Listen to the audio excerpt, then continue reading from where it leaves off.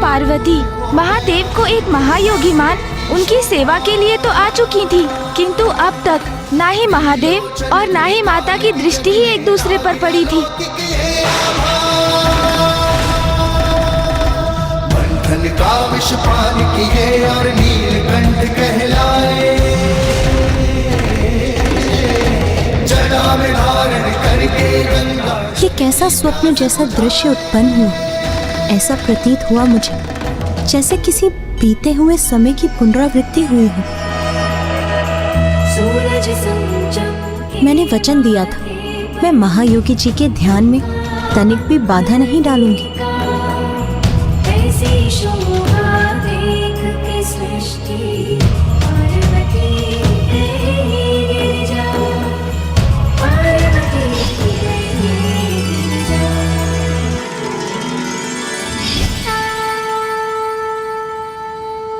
महादेव को यदि कुछ आभास भी हो रहा है तो वो अपनी भावनाओं को नाकार रहे हैं और अपने ध्यान में इतने गहरे जाते जा रहे हैं कि बहन पार्वती के इतना निकट होने पर भी उनकी उपस्थिति को स्वीकार नहीं कर पा रहे हैं।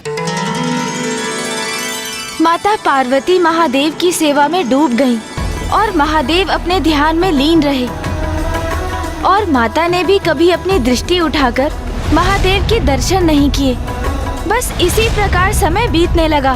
कब दिवस होता और कब रात्रि, माता को इसका ध्यान ही नहीं रहा। वो तो बस महादेव की सेवा में ही खोई रहती। किंतु वहीं दूसरी ओर वो अट्टासुर तारकासुर के पास पहुंचने के लिए निरंतर प्रयास कर रहा था। महाराज, महाराज, महाराज, दूर हटो दुष्ट, ये ऐसे नहीं मानेगा।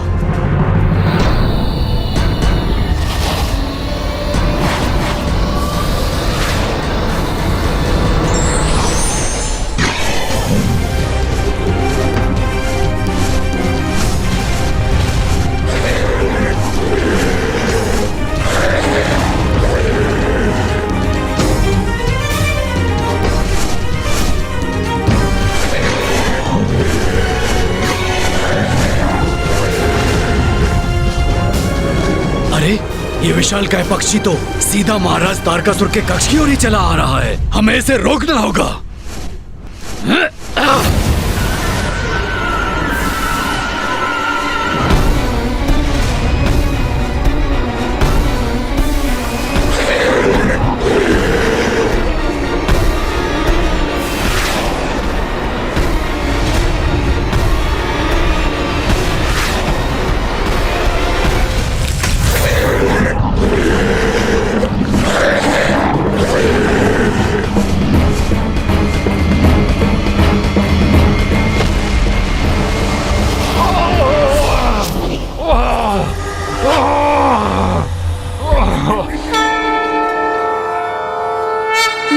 अट्टासुर अपनी सूचना तारकासुर को दे पा रहा था और ना ही इधर माता पार्वती एवं महादेव एक दूसरे से परिचित ही हो पा रहे थे। इसी प्रकार दिवस पर दिवस बीतते जा रहे थे।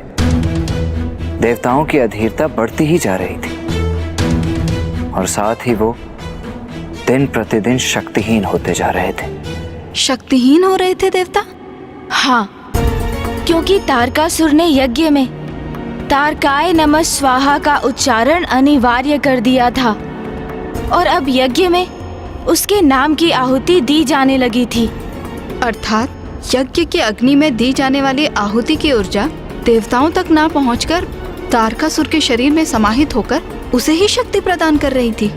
हाँ, इसीलिए अब ये और भी महत्वपूर्ण होता जा रहा था कि महादेव और माता पार्वती परस्पर दर्शन करें।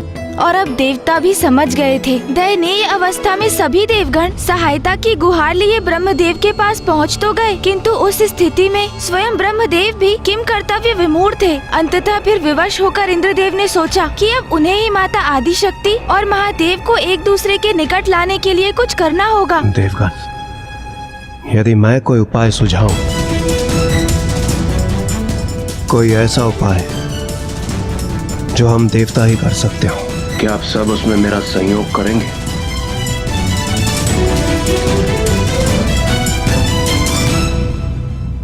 देवराज, क्या करना चाहते हैं आप?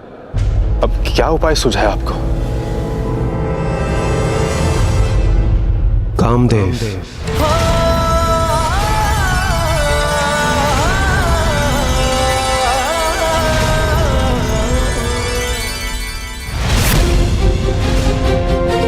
अब महादेव के मन में देवी आदि शक्ति के प्रति आकर्षण उत्पन्न करना ही अंतिम उपाय है।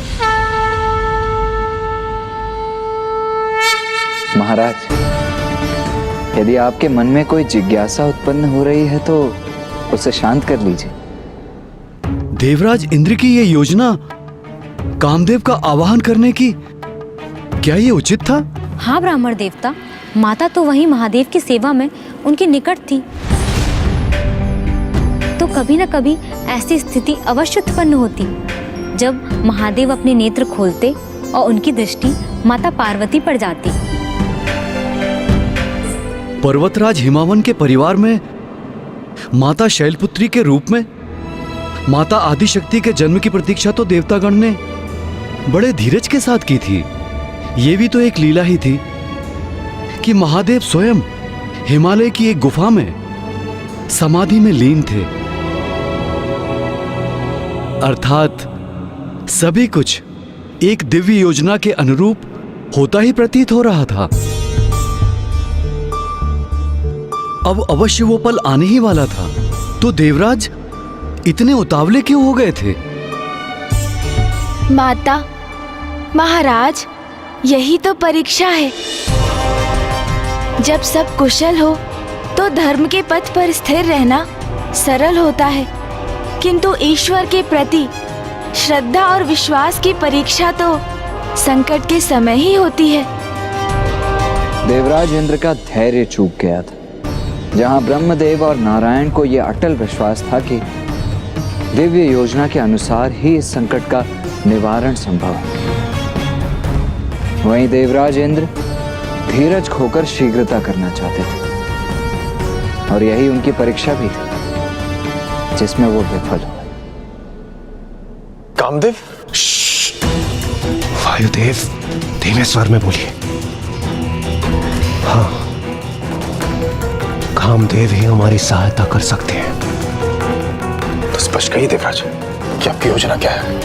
वायुदेव, महादेव इस समय भाव शून्य में है, संसार से विरक्त है वो।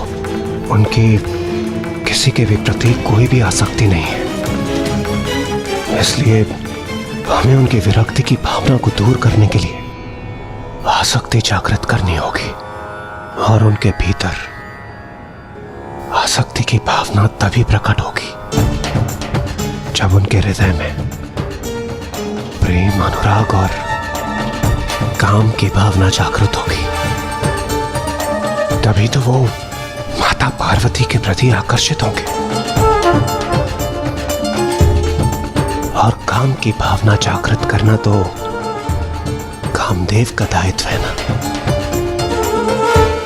देवराज, हम इस प्रकार मध्यम स्वर में इस योजना की चर्चा क्यों कर रहे हैं?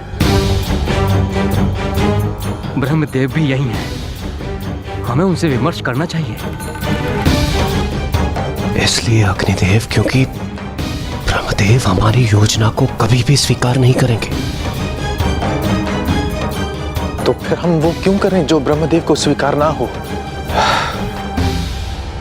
वायुदेव, आप अपनी अवस्था की चिंता कीजिए, क्योंकि ताड़कासुर ने केवल आप ही को नहीं, हम सभी देवताओं को प्रभावित कर रहा है।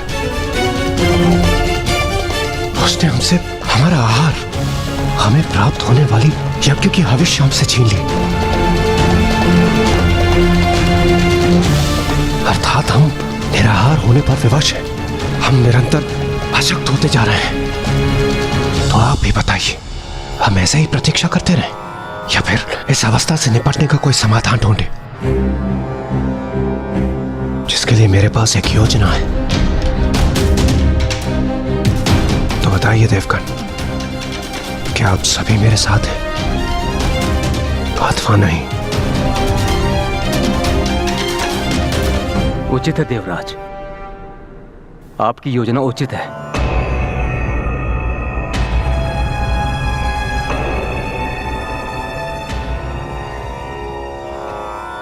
कामदेव,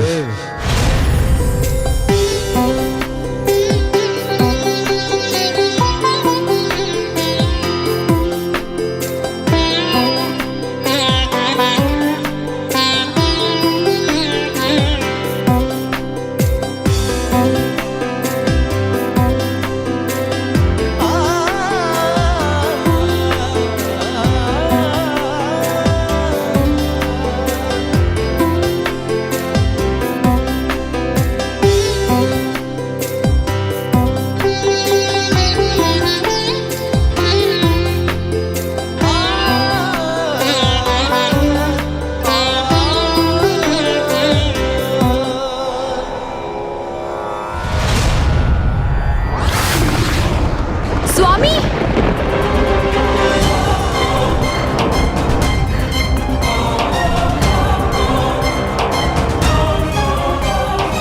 स्वामी, स्वामी,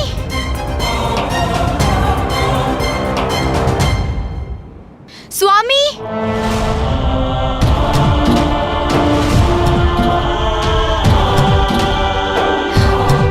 स्वामी, कहाँ है आप स्वामी?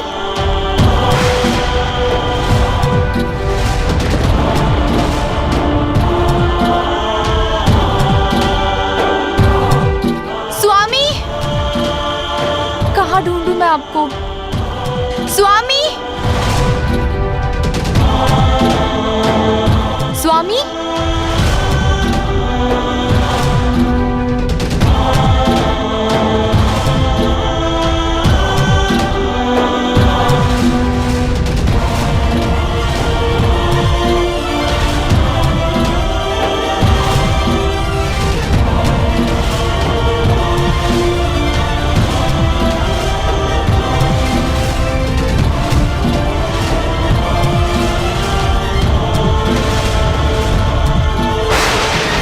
स्वामी,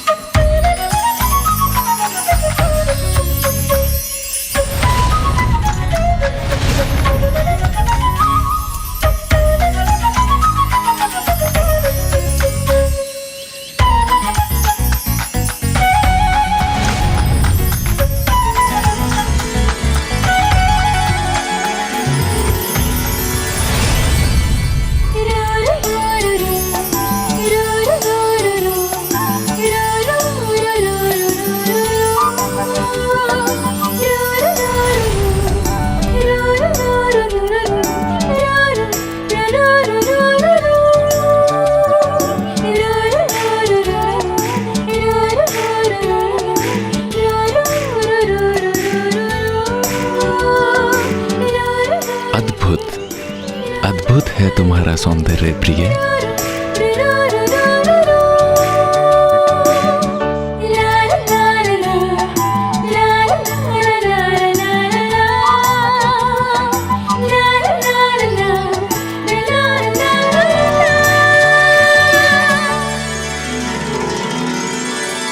प्रिय, क्या हुआ? आप कहाँ चले गए थे स्वामी? मैं आपको कब से ढूंढ रही थी।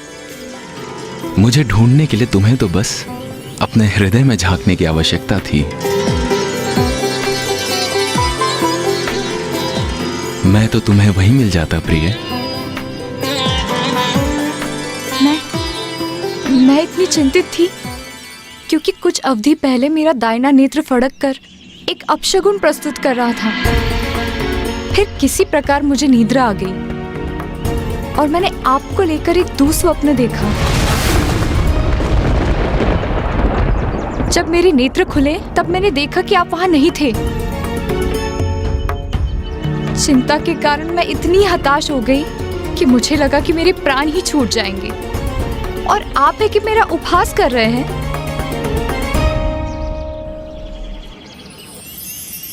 प्रिय रति, जहां हम दोनों उपस्थित होते हैं वहां तो सदैव सब कुछ शुभ ही होता है।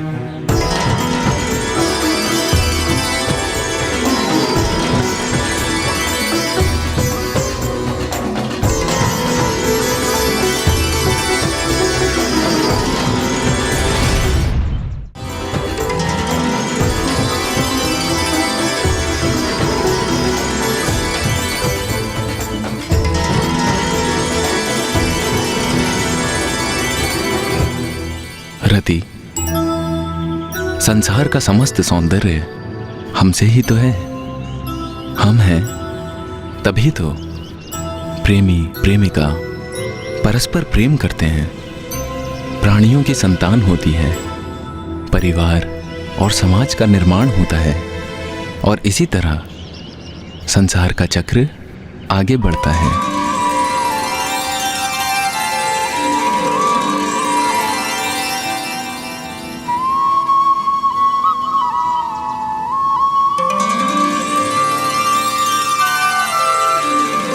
आप मुझे सता रहे हैं ना स्वामी? लीजिए, अब मैं आपको सताती हूँ।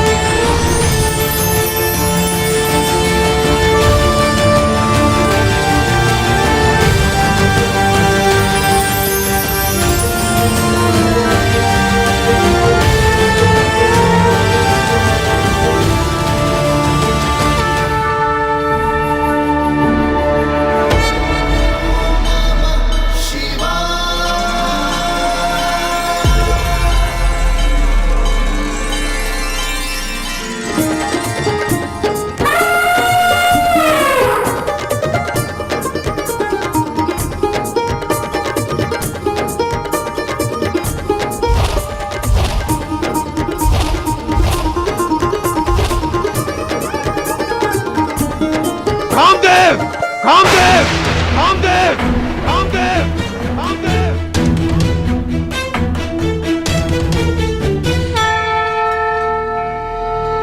तो देवराज इंद्र कामदेव के निकट पहुंच ही गए। हाँ माता। मुझे देवी रति की वेदना से पूर्ण सहानुभूति है। उन्हें पूर्वाभास हो रहा था कि कुछ अनिष्ट घटने वाला है। हाँ माता, किंतु जो होने वाला था उसका तो देवी रति और कामदेव को अनुमान भी नहीं था। इंद्रदेव तो समुचित तैयारियों से वहां पहुंचे थे। तैयारी? हाँ महाराज, इंद्रदेव कामदेव को ऐसा कार्य सौंपने आए थे जो आत्मघात से कम ना था।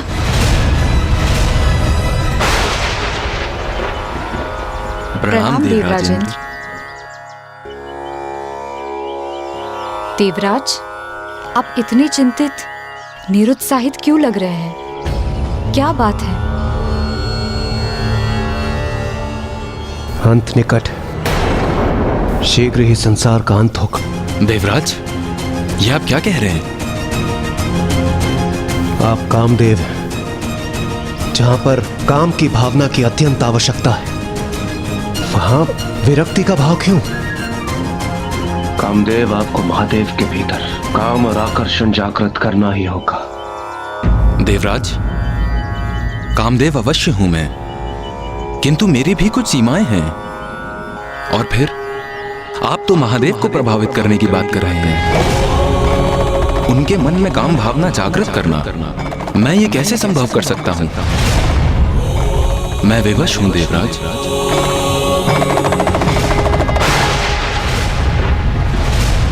कामदेव ने मना कर दिया, तो क्या इसका अर्थ यही हुआ कि संकट टल गया था गुणेश जी? संकट अभी टला नहीं था, अभी तो ये तो एक बहुत बड़े महासंकट का आरंभ था।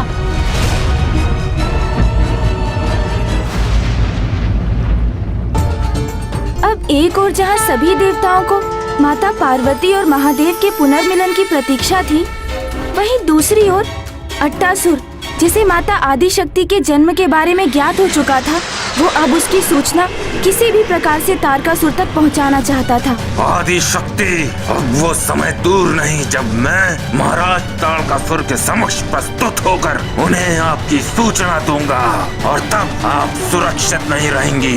आपका अंत समय अब निकट है, क्योंकि मेरे स्वामी आपको कदापि जीवित नहीं रहने देंगे।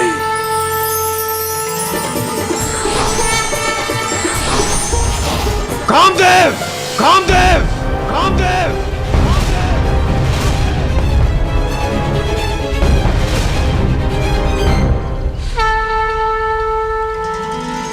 प्रणाम देवराज। देवराज, क्या हुआ? आप इतने क्रोधित और चिंतित क्यों प्रतीत हो रहे हैं? देवता संकट में है, और ऐसे समय में भी आप दोनों को नृत्य सूझ रहा है। अद्भुत! क्या आपको तनिक भी चिंता है देवताओं की? देवराज, ऐसा नहीं है कि हमें देवताओं की चिंता नहीं है, किंतु हम दोनों का अस्तित्व ना सिर्फ देवताओं के लिए है, अपितु संसार के संपूर्ण प्राणियों के लिए भी है। हमारे नृत्य संगीत से ही संसार भर में कामनाओं का विस्तार होता है, और संसार के समस्त प्राणी अपने काम के वशीभूत होकर अपनी प्रजनन क्रिया को संपन्न करते हैं, और इसी प्रकार संसार का चक्र आगे बढ़ता है। देवराज, आप इतने चिंतित, निरुत्साहित क्यों लग रहे हैं? क्या बात है? अंत निकट है। शीघ्र ही संसार का अंत होगा। फिर तो न संसार होगा, न जीव होंगे, और न ही देवता। देवराज, ये आप क्या कह रहे हैं? संसार नष्ट होने वाला है? मैं कुछ समझा नहीं। आप कामदेव, संसार के प्राणियों में आप काम की भावना उत्पन्न करते हैं, उसे नियंत्रित करते हैं। इसलिए मैं आपसे अपने एक प्रश्न का उत्तर चाहता हूं। जहां पर काम की भावना की अत्यंत आवश्यकता है, वहां विरक्ति का भाव क्यों? यदि महादेव और माता पार्वती का विवाह होगा, तभी तो उन्हें पुत्र रत्न की प्राप्ति होगी, और वही महादेव का पुत्र तारकासुर का अंत करेगा। और हम सभी कितने समय से इस क्षण की प्रतीक्षा कर रहे हैं, किंतु महादेव तो माता पार्वती की ओर देखते भी नहीं। वो तो सांसारिक भावनाओं को तज कर अत्यंत गहन ध्यान में विलीन है।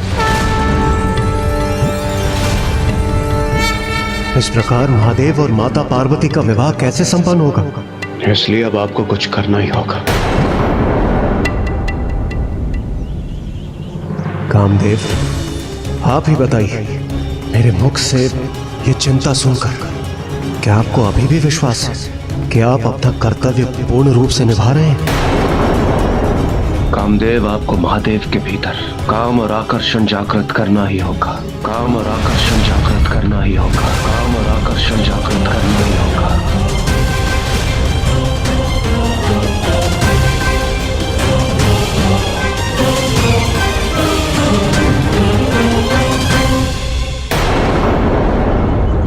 देवराज, कामदेव अवश्य हूं मैं, किंतु मेरी भी कुछ सीमाएं हैं।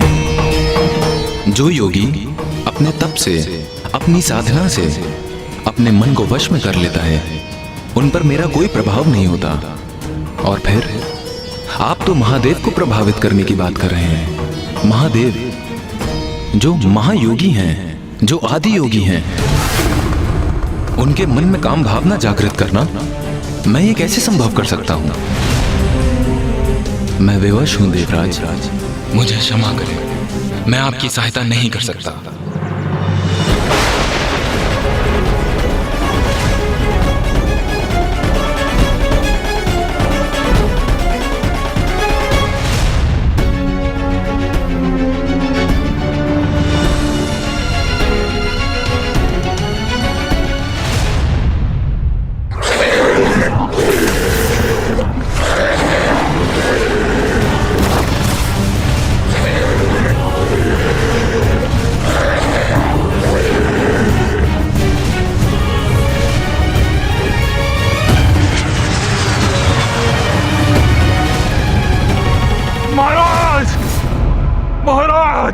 महाराज! छोड़ो मुझे, छोड़ो! कौन है ये भिक्षुक? अति शीघ्र बाहर निकालो इसे। महाराज मेरी बात सुनिए, महाराज मेरी बात सुनिए। महाराज भिक्षुक नहीं, अट्टासुर हूं मैं। अट्टासुर महाराज, अट्टासुर महाराज। अट्टासुर? अट्टासुर! अट्टासुर!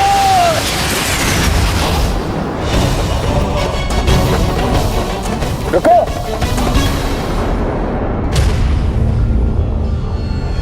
अट्टासुर, ये कैसे संभव है? तुम्हारा तो अंत हो गया था। हाँ, मेरी मृत्यु हो गई थी महाराज, किंतु फिर पुनः पुनर्जीवित किया गया मैं। किंतु मरे हुए को कौन जीवित करता है मूर्ख? महाराज देवी आदिशक्ति, देवी आदिशक्ति। हाँ महाराज, और देवी आदि शक्ति का जन्म हो चुका है, वो भी एक मानव रूप में। अब तो वो 16 वर्ष की आयु भी प्राप्त कर चुकी है। आप सावधान हो जाइए महाराज, शीघ्र उन देवी का कुछ उपाय।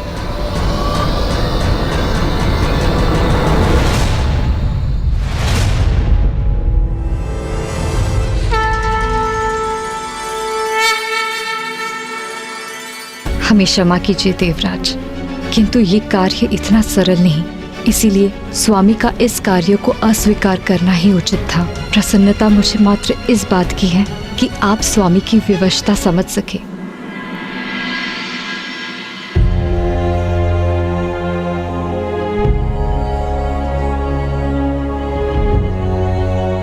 दाता की परीक्षा दुर्भिक्ष में, और एक शूरवीर की परीक्षा रणभूमि में, एक मित्र की परीक्षा आपत्ति के समय में, और एक स्त्री की परीक्षा उसके पति के असमर्थ होने में ही होती है। मैं यहां देवराज इंद्र होने के नाते नहीं, आपके मित्र के रूप में उपस्थित हुआ हूं, और मैं आपसे मात्र मेरी ही नहीं, समस्त देवताओं की सहायता की याचना कर रहा हूं।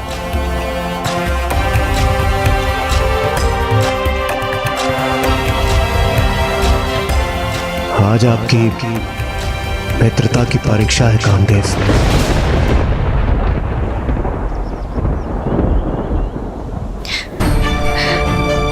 नहीं स्वामी, नहीं।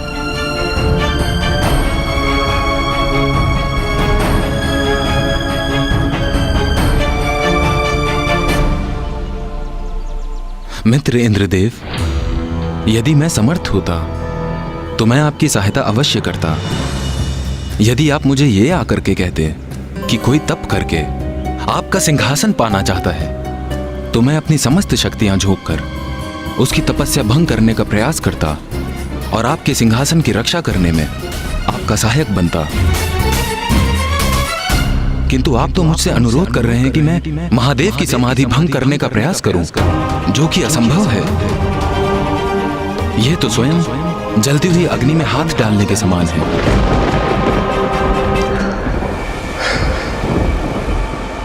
मुझे ज्ञात है कामदेव, मैं आपको वो कार्य करने के लिए कह रहा हूं जो असंभव है, किंतु इस असंभव को संभव करने से ही देवताओं की रक्षा संभव है। क्योंकि ताड़कासुर का अंत महादेव और माता पार्वती का वो पुत्र करेगा जिसका जन्म महादेव के भीतर माता पार्वती के प्रति उत्पन्न होने वाले काम भाव से होगा। और ये कार्य आपकी सहायता के बिना सर्वथा असंभव है। धृष्टता क्षमा कीजिए देवराज, परंतु आप ये समझने में असमर्थ क्यों हैं कि महादेव महायोगी हैं, माता पार्वती उनके निकट है, फिर भी उन्हें उनकी उपस्थिति का आभास भी नहीं हो रहा, अर्थात उन्हें अपने भावनाओं पर पूर्ण नियंत्रण है। ऐसी अवस्था में स्वामी का सर्वाधिक शक्तिशाली बाण भी महादेव को प्रभावित नहीं कर सकेगा। आप मित्रता और धन परायणता की गुहार लगा रहे हैं, परंतु महादेव पर बाण तो मेरे पति को साधना है। यदि महादेव पर उस बाण का कोई प्रभाव नहीं हुआ तो, और महादेव का क्रोध जागृत हो गया तो महादेव की क्रोधाग्नि से मेरे स्वामी की रक्षा कौन करेगा? देवी रति, आप व्यर्थ में ही चिंता कर रही हैं। मैं स्वयं महादेवताओं के साथ उपस्थित रहूंगा।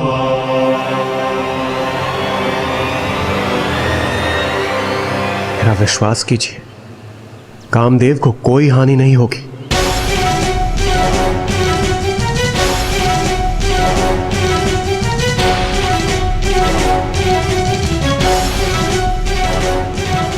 नहीं, मैं निश्चिंत होने में असमर्थ हूं।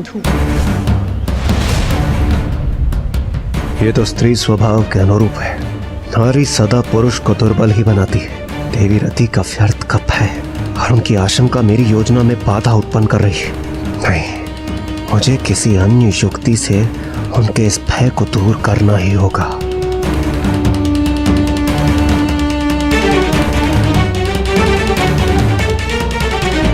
देवी रति, आप नारायण की पुत्री हैं। आपको कदापि चिंता नहीं करनी चाहिए, और वैसे भी आपको चिंता, आशंका, ऐसे भाव कदापि शोभा नहीं देते।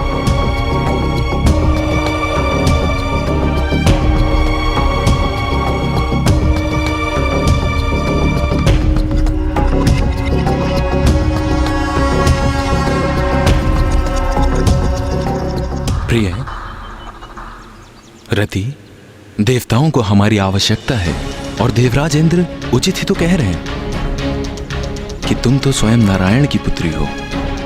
तुम्हें तो साहस का परिचय देना चाहिए, निश्चिंत रहना चाहिए तुम्हें। मैं निर्णय ले चुका हूं। नहीं स्वामी, ये आप क्या कह रहे हैं? आप कठिनाई में पड़ जाएंगे। मेरा जाना अनिवार्य है।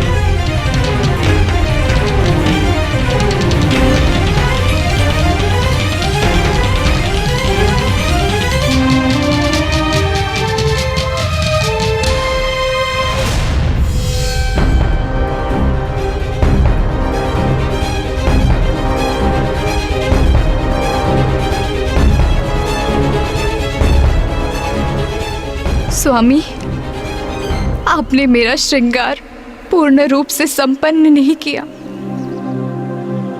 आपने मेरी मांग को सुहाग के चिन्ह सिंदूर से सुशोभित नहीं किया।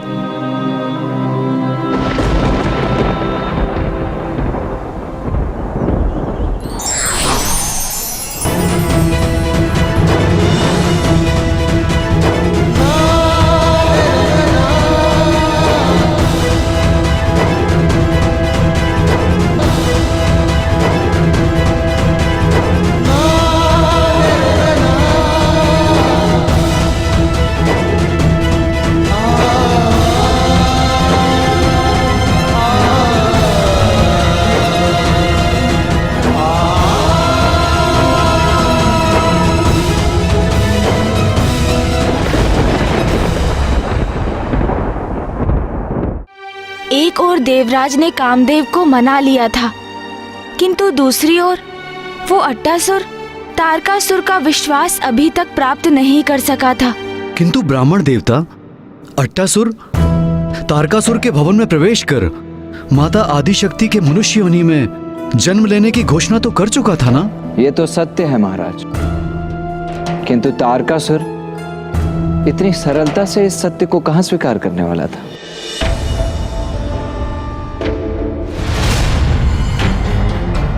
ये अवश्य कोई विक्षिप्त बुद्धि है महाराज। कुछ दिवसों से आप पर घात लगाए हुए बैठा था। अच्छा, मृत्यु हो गई क्या तेरी?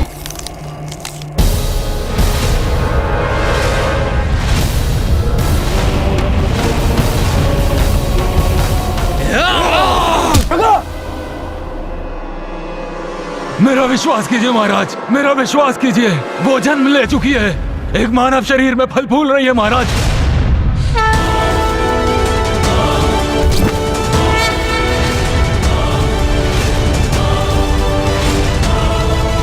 मैंने कहा था ना महाराज, ये कोई विक्षिप्त बुद्धि है, कुछ भी अनर्गल बड़बड़ाता रहता है। महाराज, मैं आपका निष्ठावान सेवक हूँ महाराज, मैं सत्य कह रहा हूँ महाराज, वो वहाँ है महाराज। मुझे एक अवसर दीजिए महाराज, कृपया करके मुझे एक अवसर दीजिए महाराज। मैं स्वयं आपको ले चलूंगा कुलदेवी आदिशक्ति तक, मेरा विश्वास कीजिए महाराज।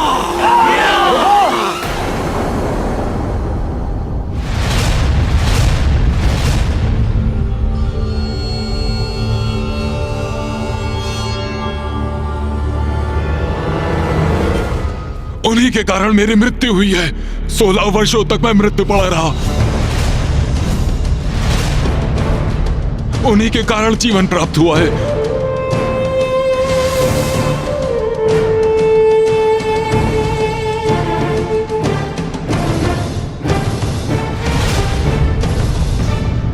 किंतु अब उन देवी का काल बनूंगा मैं।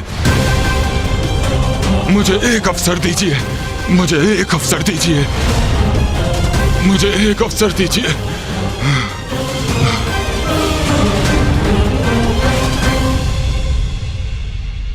वैद्य के पास ले जाओ इसे, चिकित्सा कराओ इसकी। चिकित्सा इसकी? क्यों महाराज? यदि मान भी ले ये वास्तव में अट्टासुरी है, तो भी इससे हमें क्या लाभ? अवस्था देखी आपने इसकी महाराज। रात्रिसुर, शैलपुत्री का वध करने के निरंतर प्रयास किए हैं मैंने। स्वयं मैंने उसका अंत करने का प्रयास किया,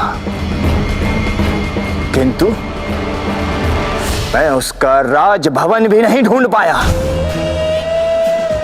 कहां गया ये राजभवन? किंतु ये अट्टासुर, ये इतनी दृढ़ता से कह रहा है कि इसने शैलपुत्री को अपने नेत्रों से देखा है, और यदि यह सत्य है तो इसका स्वस्थ होना अति आवश्यक है। और उसके उपरांत मैं करूंगा उसका अंत।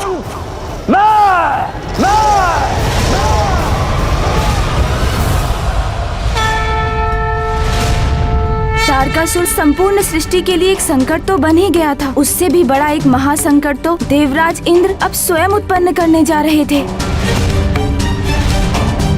इंद्रदेव कामदेव के साथ उसी गुफा की ओर बढ़ रहे थे जहां महादेव समाधि में लीन थे, और संयोगवश वहां एकमात्र माता पार्वती ही महादेव की सेवा हेतु उपस्थित थीं।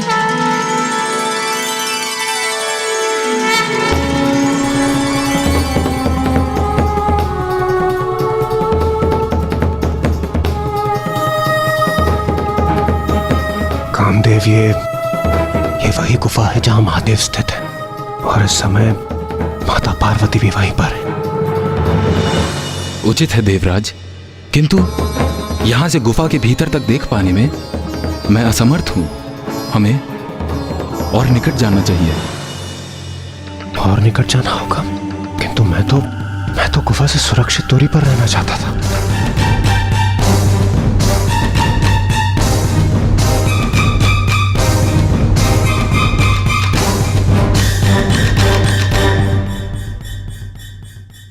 क्या हुआ देवराज? हाँ, कुछ नहीं कामदेव। कामदेव, आप तो अपने बाणों से लक्ष्य साधने में निपुण हैं। आप बेकार में चिंता कर रहे हैं। आप यहीं से अपने बाण चलाइए ना। देवराज, मैं कोई धनुर्धारी योद्धा नहीं हूं। मैं अपने बाणों का लक्ष्य साधकर प्रेम और अनुराग जागृत करता हूं। इसलिए अनिवार्य यह है कि मेरे बाण जिस पर लक्षित हों उस पर मेरी दृष्टि अवश्य होनी चाहिए। महादेव पर दृष्टि साधे बिना मैं अपना बाण नहीं चला सकता। चलिए, आइए देवराज। आप उचित कह रहे हैं, किंतु मेरा वहां जाने का क्या औचित्य है? इसलिए आप ही जाइए। मैं यहाँ स्थित रहकर सचेत रहूंगा और इस स्थान की रक्षा करूंगा। मैं मुझे महादेव के समक्ष भेजकर कदाचित देवराज स्वयं सुरक्षित रहना चाहते हैं।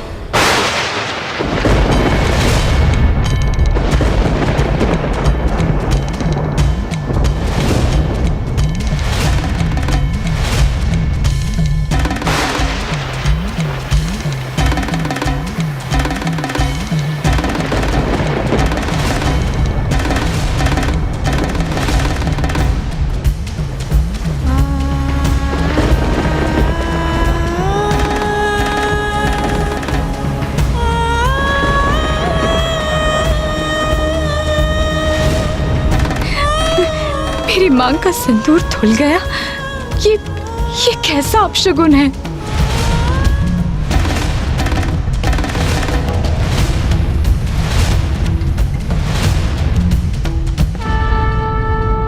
इंद्रदेव कामदेव के साथ उसी गुफा की ओर बढ़ रहे थे जहां महादेव समाधि में लीन थे, और संयोगवश वहां एकमात्र माता पार्वती ही महादेव की सेवा हेतु उपस्थित थी।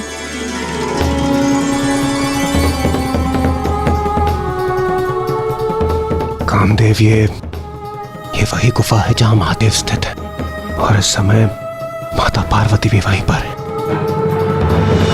उचित है देवराज, किंतु यहां से गुफा के भीतर तक देख पाने में मैं असमर्थ हूं।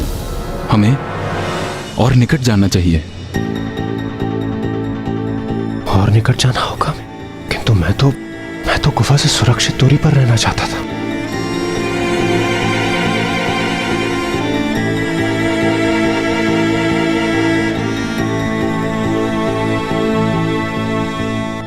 क्या हुआ देवराज? हाँ, कुछ नहीं कामदेव, आप तो अपने बाणों से लक्ष्य साधने में निपुण हैं। आप बेकार में चिंता कर रहे हैं। आप यहीं से अपने बाण चलाइए ना। देवराज, मैं कोई धनुर्धारी योद्धा नहीं हूं। मैं अपने बाणों का लक्ष्य साधकर प्रेम और अनुराग जागृत करता हूं। इसलिए अनिवार्य यह है कि मेरे बाण जिस पर लक्षित हों उस पर मेरी दृष्टि अवश्य होनी चाहिए। महादेव पर दृष्टि साधे बिना मैं अपना बाण नहीं चला सकता। चलिए, आइए देवराज। कामदेव, आप उचित कह रहे हैं, किंतु मेरा वहां जाने का क्या औचित्य है?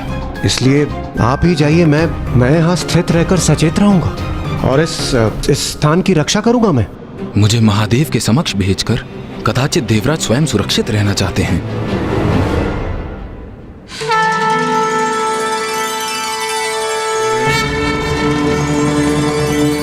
प्रभु ने आज भी फलाहार नहीं किया।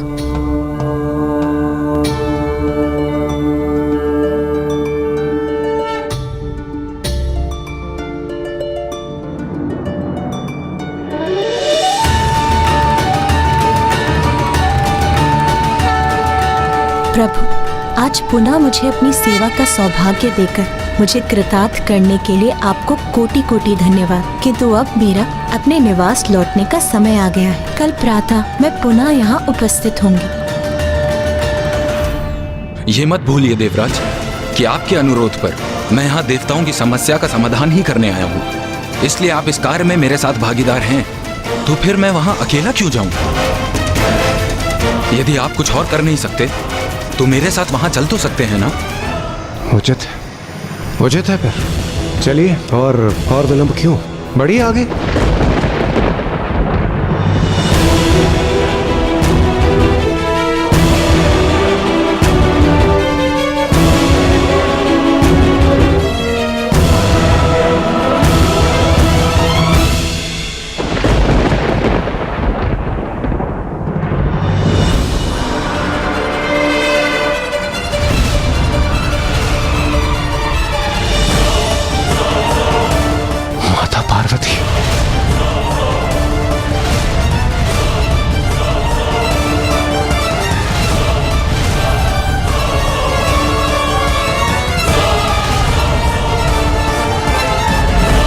माता पार्वती ने हमें देख लिया तो अनर्थ हो जाएगा देवराज। हाँ कामदेव, हमें शीघ्र कुछ करना होगा, अन्यथा माता हमें अवश्य देख लेंगी।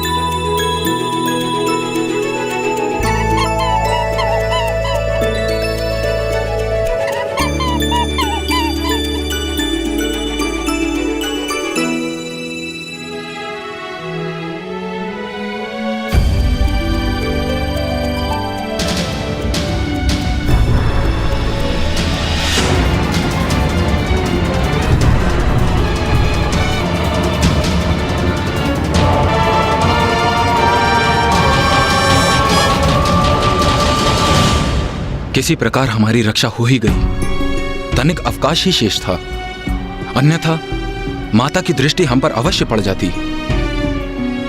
अब सब उचित है। चलिए देवराज, अब हमें यहां से लौटना चाहिए।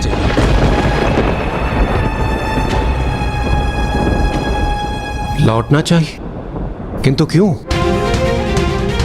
कामदेव, हम यहाँ एक महत्वपूर्ण कार्य करने आए हैं। जब तक हम उसे पूर्ण नहीं करते, हम यहां से नहीं जाएंगे। नहीं देवराज, अब उसका कोई लाभ नहीं।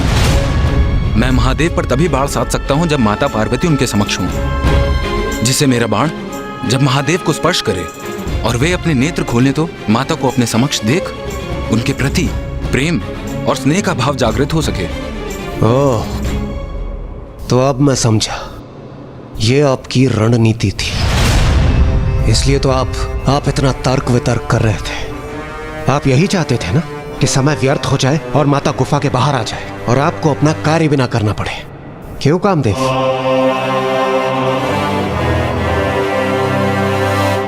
ये तो उचित युक्ति अपनाई कामदेव ने। विलंब कर अनर्थ होने से रोक दिया उन्होंने। नहीं माता, कामदेव ने तो ऐसी कोई युक्ति नहीं की थी। जो कुछ हुआ वो तो स्वतः ही हो गया। ऐसी कोई योजना नहीं बनाई थी उन्होंने। ये तो नियति ही थी कि माता उसी समय गुफा से बाहर आ गई। किंतु जो होने वाला होता है वो होकर ही रहता है। नियति को तो कोई भी टाल नहीं सकता। अर्थात ब्राह्मण देवता? नाथ, देवी पार्वती एक और दिवस पूर्ण निष्ठा से महादेव की सेवा कर लौट गई हैं। प्रिय, हमें धीरज नहीं खोना चाहिए। जो भी होगा उचित होगा, दिव्य योजना के अनुसार ही होगा। देवी पार्वती तो कल पुनः लौटेंगी, इसलिए हमारा प्रतीक्षा करना ही उचित होगा। ब्रह्मदेव तो पुनः ध्यान में चले गए। यही उचित अवसर होगा उनकी दृष्टि से बचकर योजना को क्रियान्वित करने का।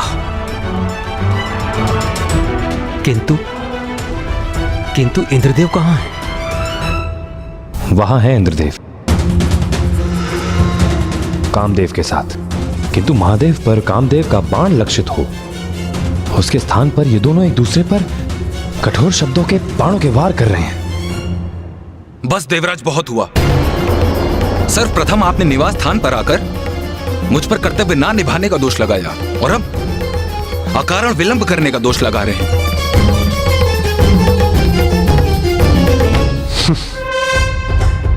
ये दोहरा मापदंड आप अपने पास ही रखिए कामदेव।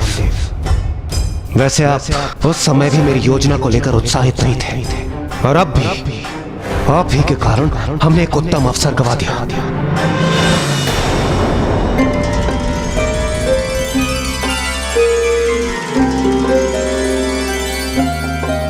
ओहो, मैंने शेष रहे बासी फलों की टोकरी तो गुफा में ही छोड़ दी, कहीं उससे दुर्गंध न उत्पन्न हो।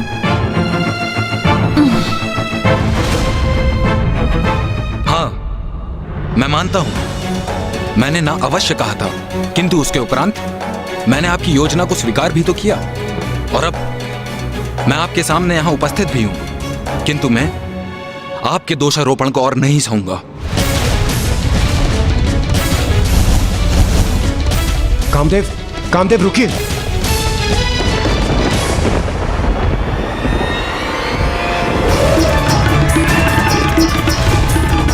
माता,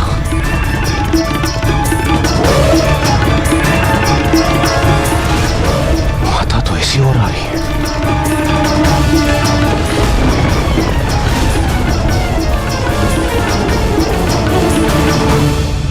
कामदेव, आइए, शीघ्रता कीजिए।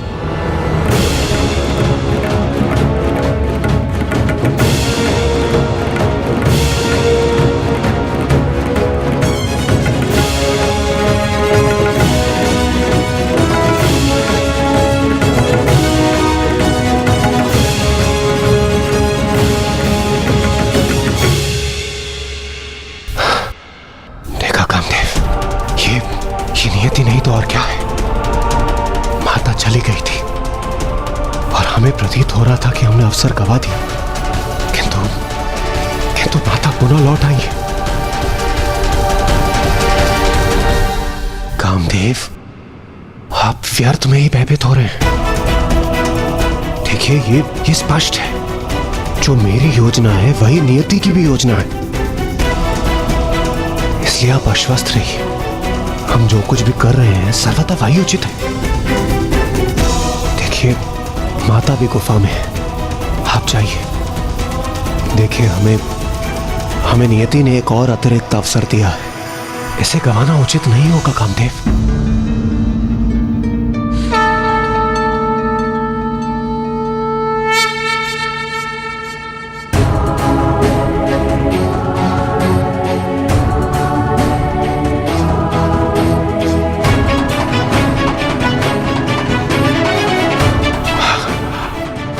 आइए कामदेव, आइए। करूंगा, मैं जगत कल्याण के लिए सब कुछ करूंगा।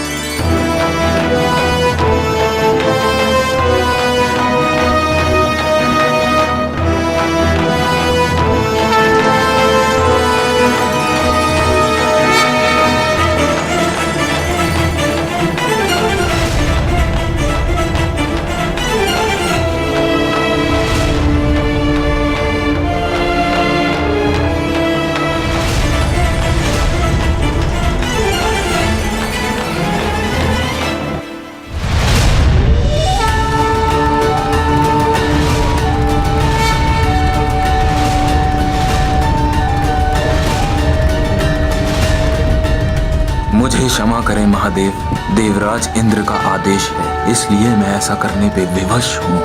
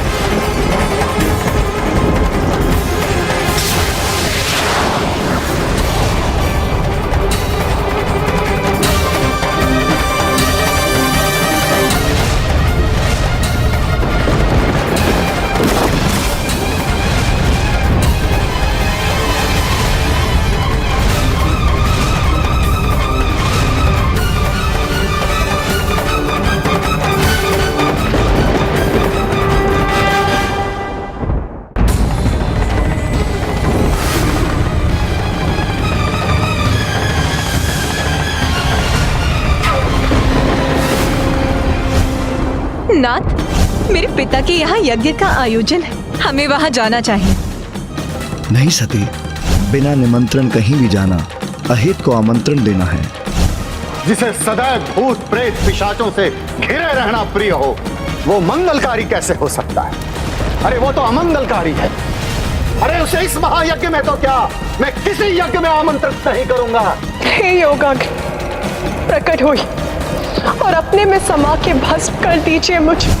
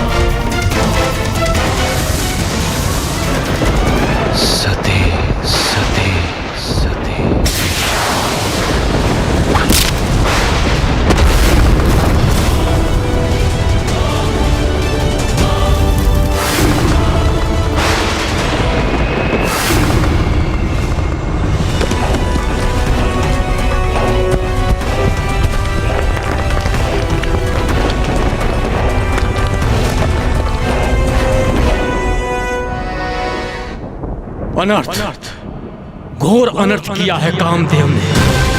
हमें अभी वहां जाना होगा।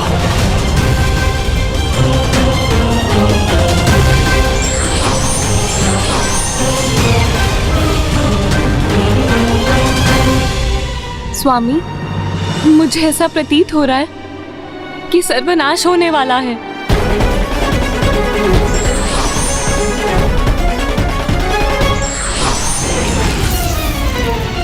देवगण, इंद्रदेव, ये क्या अनर्थ कर दिया आपने?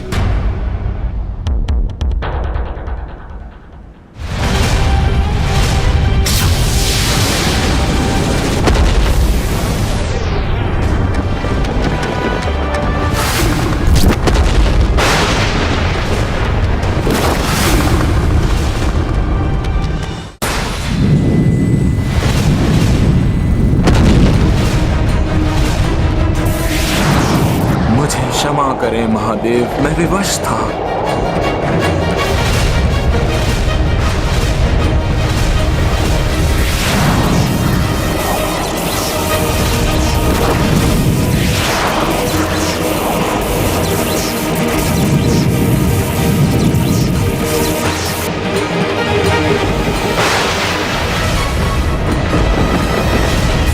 मेरा जाना अनिवार्य है। स्वामी, आपने मेरी मांग को सुहाग के चिन्ह सिंदूर से सुशोभित नहीं किया।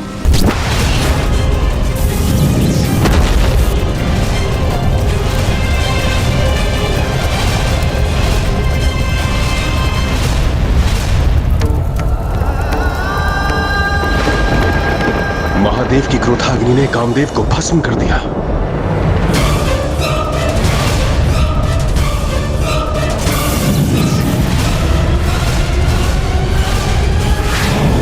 ये क्रोधाग्नि तो अब हमारी ओर बढ़ रही है। बच्चे देवगणों,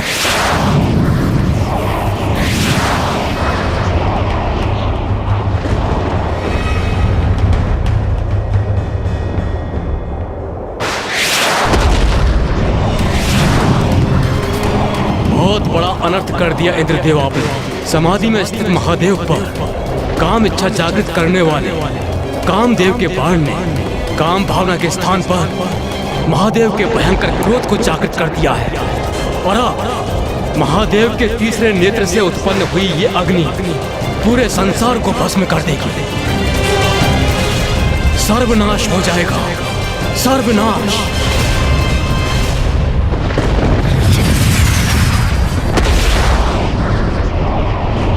ये कैसा अनर्थ हो गया है? अब कोई भी शेष नहीं रहेगा क्या? महादेव की क्रोधाग्नि से हमारी रक्षा कैसे होगी?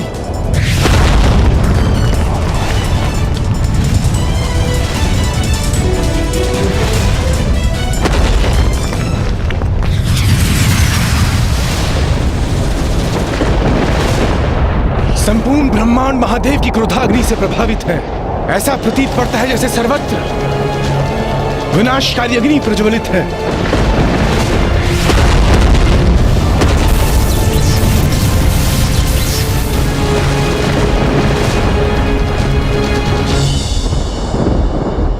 मुझसे बहुत बड़ी भूल हो गई। नारायण, कृपा कर कुछ कीजिए, अन्यथा इस सृष्टि का विनाश हो जाएगा, कुछ भी नहीं बचेगा। इंद्रदेव, महादेव की क्रोधाग्नि एक प्रचंड शक्ति है जिसे रोक पाना मेरे लिए अथवा ब्रह्मदेव के लिए भी असंभव है।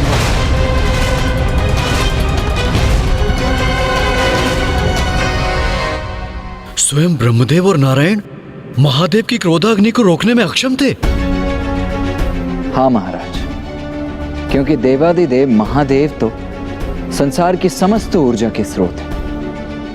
सृष्टि में जिसका भी अस्तित्व है सभी को उन्हीं से ऊर्जा प्राप्त होती है, और जब वो ऊर्जा विस्फोटक रूप लेकर प्रवाहित होती है तो फिर समस्त संसार में उस क्रोधाग्नि को नियंत्रित करने की शक्ति नहीं है,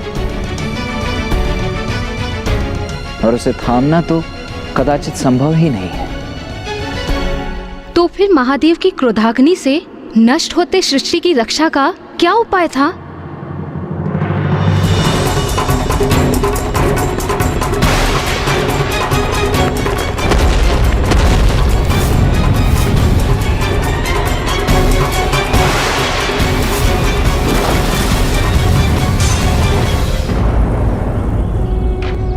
माता, जिस प्रकार एक बार बाण छूट जाए तो फिर उसे लौटाया नहीं जा सकता, उसी प्रकार महादेव की क्रोधाग्नि को भी लौटाना असंभव है। ना ही उसे रोका अथवा शांत किया जा सकता है, किंतु उसे एक नियत स्थान पर अवश्य बांधा जा सकता है, जिसका उपाय भी स्वयं ब्रह्मदेव ने सुझाया। ब्रह्मदेव, महादेव की क्रोधाग्नि को शांत करने का शीघ्र कोई उपाय देखना होगा। मैं महादेव की क्रोधाग्नि को दिशा परिवर्तित करने के लिए एक उपाय कर सकता हूं, जिससे सृष्टि भी सुरक्षित रहेगी और उनकी क्रोधाग्नि की मर्यादा भी भंग नहीं होगी। उचित है। समुद्र देव कृपया उपस्थित हो। प्रणाम ब्रह्मदेव, प्रणाम नारायण, प्रणाम समस्त देवतागण। समुद्र देव, अब आप ही महादेव की क्रोधाग्नि को अपने में समाहित करके इस सृष्टि का नाश होने से रोक सकते हैं।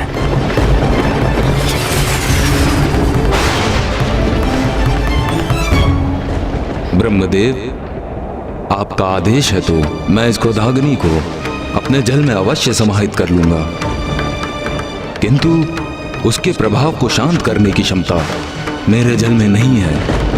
इसीलिए ये क्रोधाग्नि सागर की गहराई में जल एवं शिलाओं के मध्य में स्थित रहेगी, किंतु वहां स्थित होने पर भी ये अत्यंत भीषण और प्रबल रहेगी। प्रणाम। और फिर ब्रह्मदेव के आदेश पर समुद्र देव ने महादेव के तीसरे नेत्र से प्रवाहित हुई उनकी क्रोधाग्नि का आवाहन किया।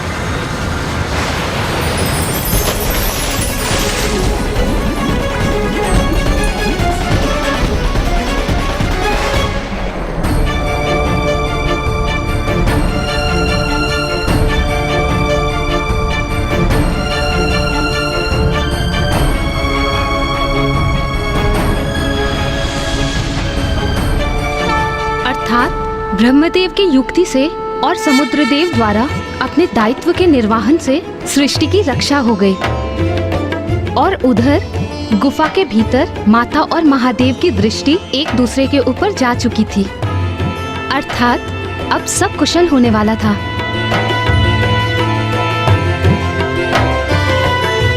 नहीं माता, कुछ भी कुशल नहीं होने जा रहा था, क्योंकि समुद्र देव ने महादेव की क्रोधाग्नि को एक वडवानल रूप में स्थित कर उसे अपने जल में समाहित अवश्य किया था, किंतु अग्नि उसकी प्रचंडता तो अभी भी शेष थी और उसी की भांति महादेव का क्रोध भी कहाँ शांत हुआ था।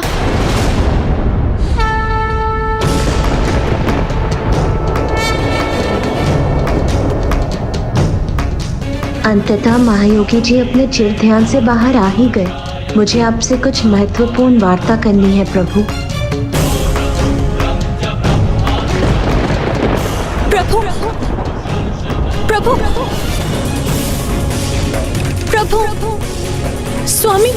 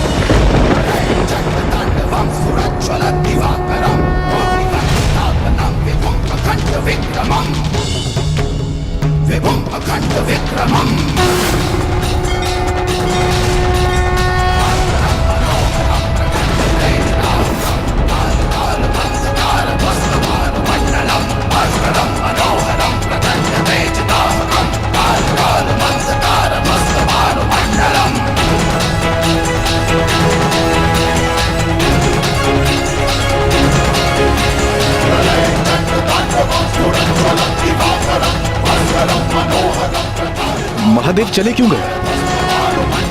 अब तो उन्होंने माता पार्वती को अवश्य देख लिया होगा, तो इस प्रकार जाने का कारण क्या हो सकता है? उनकी क्रोधा अग्नि का प्रभाव भले ही सीमित हो गया है, किंतु उनका क्रोध कामदेव को भस्म करने के पश्चात भी शांत नहीं हुआ है।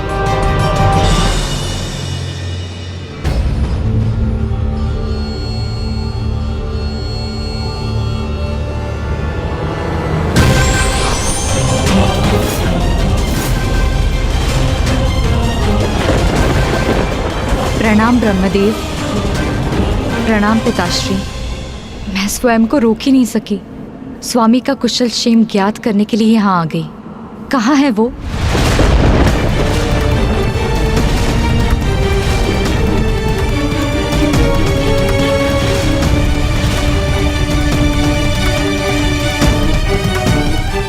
अब सभी इतने शांत क्यों हैं?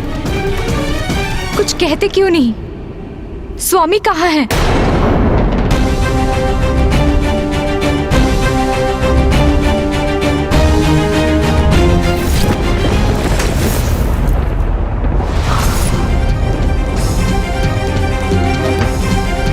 रुक जाओ पुत्री।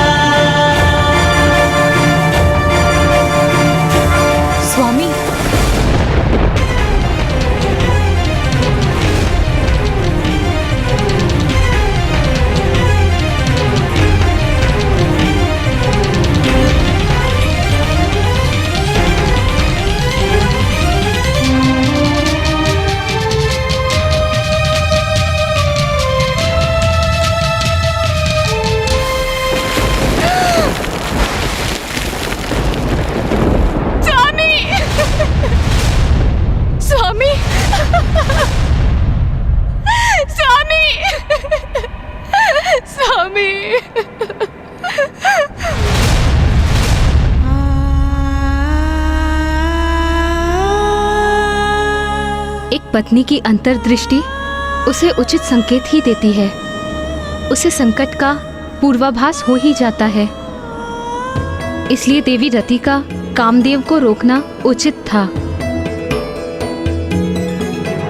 हाँ माता, एक पत्नी, एक माँ और एक स्त्री की अंतर्दृष्टि तो सदा उचित होती है, किंतु अब तो बहुत देर हो चुकी थी। एक ओर तो कामदेव ने महादेव और माता पार्वती को एक साथ लाने के प्रयास में स्वयं के प्राण गंवा दिए थे, तो वहीं दूसरी ओर महादेव माता पार्वती को देखकर भी उन्हें अनदेखा कर वहां से चले गए और गुफा के मुख में देवी रति एक भिन्न सत्य को लेकर शोकाकुल थी। माता के विपरीत उनका संपूर्ण जीवन बिखर चुका था। स्वामी! स्वामी! स्वामी!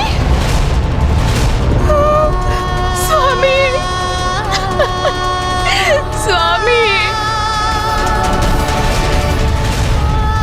पुत्री रति, पुत्री। स्वामी, मैंने कहा था आपसे कि मुझे अपशकुन का आभास हो रहा है, परंतु आपने मेरी एक नहीं सुनी। किंतु मुझे आपको यहाँ आने ही नहीं देना चाहिए था। अब मैं क्या करूं स्वामी, अब मैं क्या करूं? कैसे लौटाऊं मैं आपको स्वामी? यदि मैं समय चक्र लौटा सकती तो अवश्य लौटा देती। हम प्रसन्न थे, आनंदित थे, हर्षित थे, प्रेम की लय में बंधे थे, और आप मेरा श्रृंगार कर रहे थे।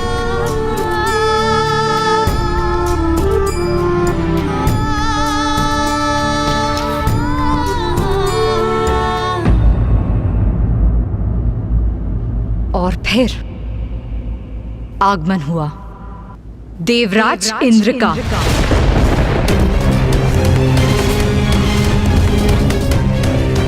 देवराज इंद्र वहां पहुंचे।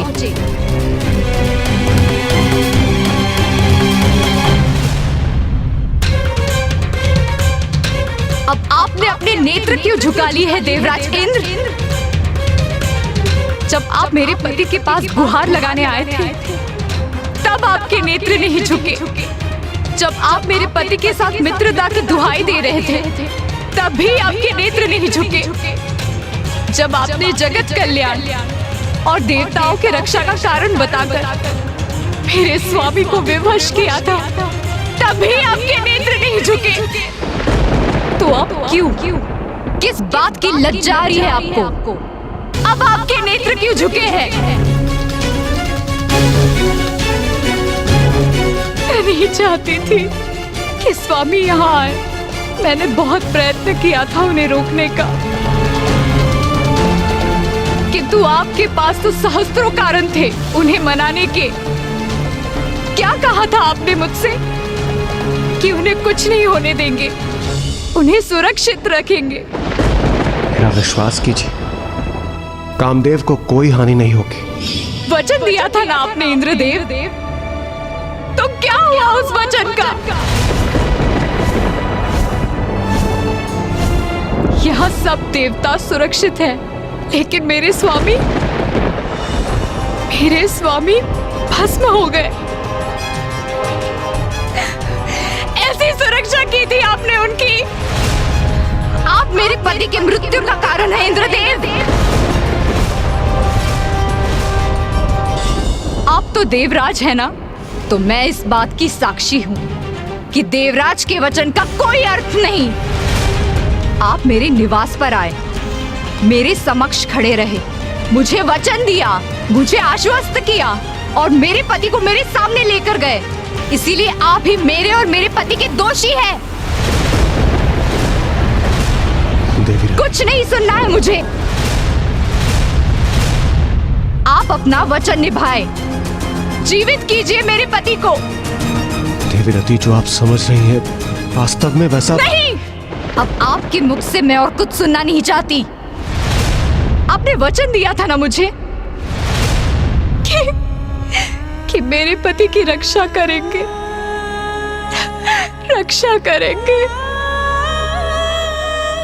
दिया था तो हम नहीं दिया था देवराज।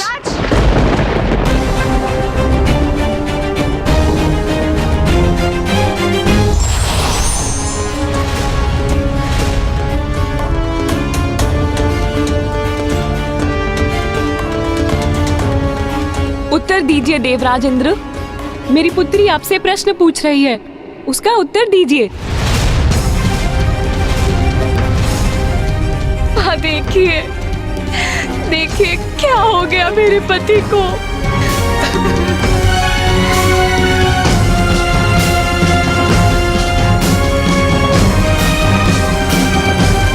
स्वामी, अब आप ही कुछ कीजिए स्वामी। नहीं प्रिय, मैं कामदेव को पुनः जीवित नहीं कर सकता।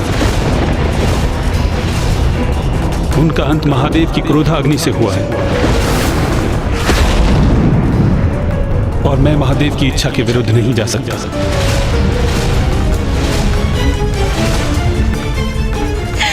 ये कैसा न्याय है पिताश्री। इंद्रदेव ने मुझे आश्वस्त कर ये कहा था।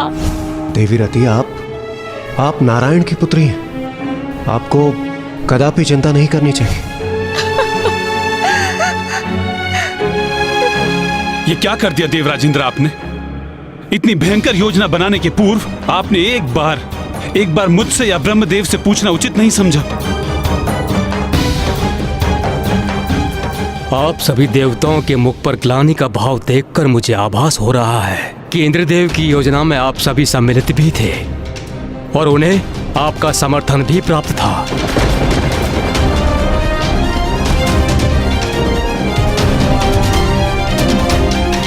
वाह इंद्रदेव वाह! आज तो आपने सभी सीमाओं का उल्लंघन कर दिया।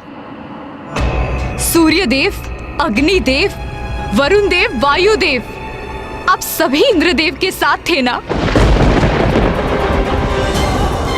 आप सबकी सहमति प्राप्त थी उन्हें, फिर एकमात्र मेरे पति दंड के भागी क्यों बने? महादेव की क्रोधाग्नि से मेरे पति की रक्षा करने क्यों नहीं आए आप लोग? क्यों नहीं आए? देवी रति, मैं यहीं उपस्थित था किंतु सब कुछ पलक झपकते ही हो गया और जो कुछ भी हुआ ये उचित नहीं है। किंतु मुझे कदापि ज्ञात नहीं था कामदेव के बाण से महादेव की क्रोधाग्नि जागृत हो जाएगी। क्या कल्पना भी नहीं की थी आपने? मैंने स्वयं आपसे कहा था कि महादेव महायोगी हैं। उन्हें कोई भी, मेरे पति कामदेव भी, काम भावना के वश में नहीं कर सकते। जो सत्य मैं भली भांति समझती हूँ, उस सत्य का आभास भी नहीं हुआ आपको। फिर कैसे देवराज इंद्र है आप?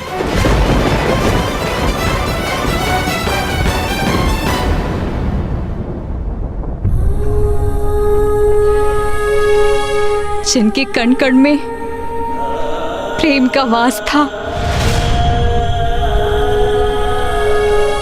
संसार में प्रेम की रासलीला जागृत किया करते थे।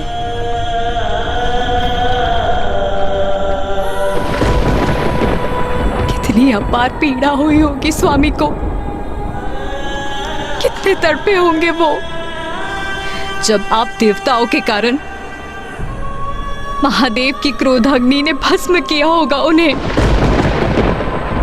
और आप सभी ने तनिक भी इस बात का विचार किया कि कामदेव के बिना रति कैसे जीवित रहेगी, क्या करेगी वो?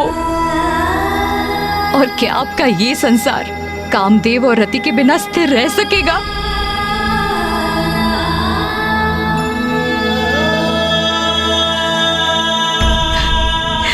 क्या हमारे बिना संसार में नवीन प्राणियों का जन्म हो सकेगा?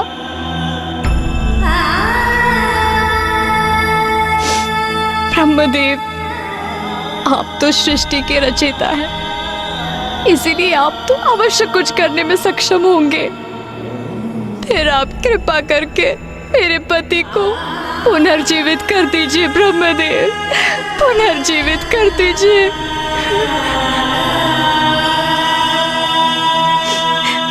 पिताश्री, आप तो पिता है ना मेरे, आपका जामाता मृत अवस्था में है, फिर आप क्यों नहीं जीवित कर रहे उन्हें? क्या आपको आपकी पुत्री का वैधव्य विचलित नहीं कर रहा? आप मुझे विधवा रूप में कैसे देख पा रहे हैं पिताश्री? कैसे देख पा रहे हैं?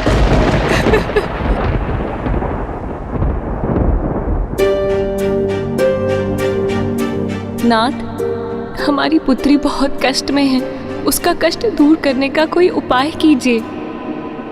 नहीं प्रिय, इसमें मैं सर्वथा असमर्थ हूं।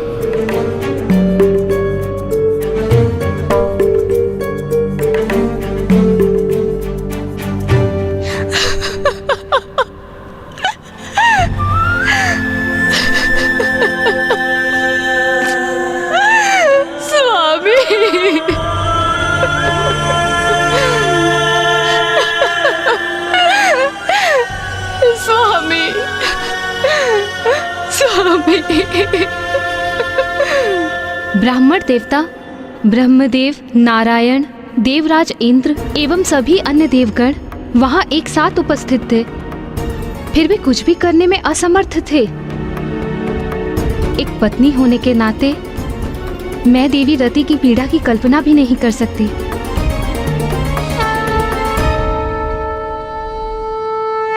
तो क्या अब कुछ भी नहीं हो सकता था? किंतु कामदेव से रहित संसार में तो असंतुलन स्थापित होता ना। जब सर्वत्र निराशा का अंधकार छाया हो, तभी तो भगवान में विश्वास की परीक्षा होती है। और वहां छाए उस अंधकार में भी आशा की एक किरण थी। ब्रह्मदेव और नारायण को ये भली भांति ज्ञात था कि यदि उस स्थिति को सुधारने हेतु कोई कुछ कर सकता था तो वो एकमात्र माता आदि शक्ति ही थी।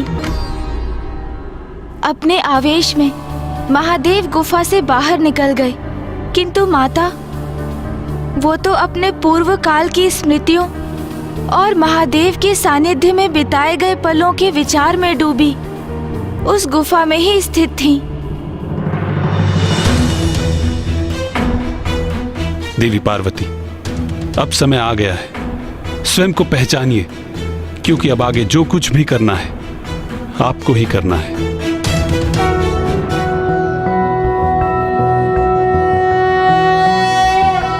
मध्य सुधाब्धि मणिमंडप रत्न वेद्यां सिंहासनोपरि गतां परिपीत वर्णां पीतांबरां। मैं तुम्हारी पुत्री बनकर तुम्हारी मनोकामना अवश्य पूर्ण करूंगी।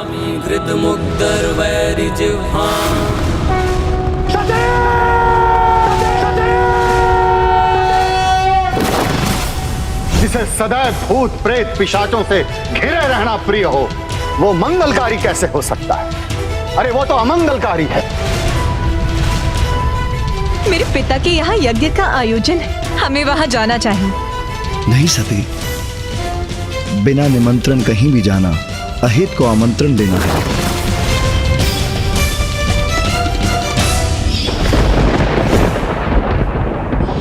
मैं जो तीनों लोकों को नियंत्रित करती हूँ, मैं जिनसे त्रिदेवियों अर्थात देवी लक्ष्मी, सरस्वती और पार्वती की उत्पत्ति हुई है, एकमात्र मैं ही महादेव की पत्नी बनने के योग्य हूँ। मैं आदि शक्ति शैलपुत्री पार्वती के स्वरूप में पुनः जन्म लूंगी।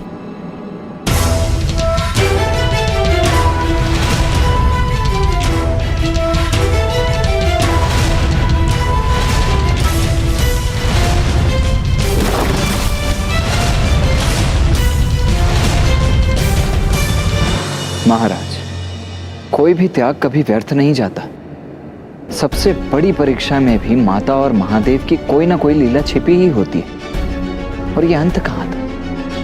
ये तो मात्र एक आरंभ था, क्योंकि अब माता पार्वती को अपने वास्तविक परिचय का आभास हो गया था। उन्हें ज्ञात हो गया था कि वो ही माता आदि शक्ति है। जो समस्त देवताओं को पूर्व से ही ज्ञात था। उस सत्य से अब माता पार्वती का भी परिचय हो ही गया था। किंतु देवता ही नहीं, अट्टासुर के सूचित करने पर तारकासुर अब इस सत्य को लेकर सचेत हो गया था और अब वो किसी प्रकार की असावधानी नहीं करने वाला था।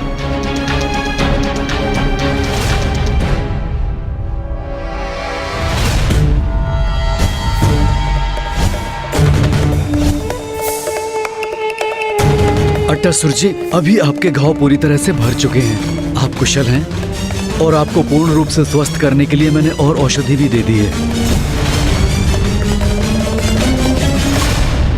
एक सुझाव है आपके लिए, आप कुछ समय और विश्राम कर लीजिए।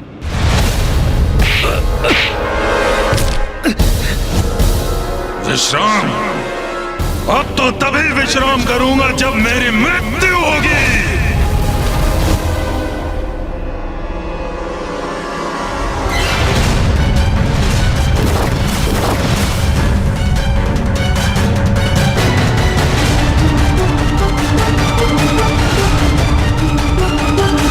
देवी आदिशक्ति, आज से 16 वर्ष पूर्व आपके कारण अंत हुआ था मेरा, किंतु अब एक नवीन जीवन की प्राप्ति हुई है मुझे।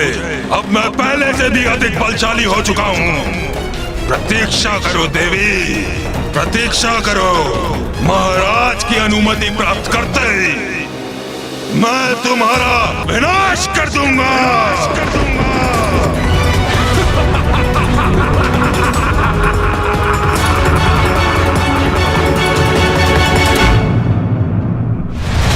महाराज, अब मैं सर्वथा कुशल हूं और मेरी शक्तियां भी लौट आई हैं।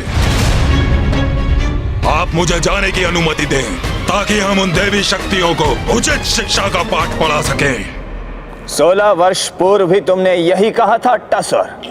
जी महाराज, किंतु इस बार मैं अपनी शक्ति का उच्च प्रमाण दूंगा। इस बार मैं आपको कदापि निराश नहीं करूंगा महाराज। उचित है।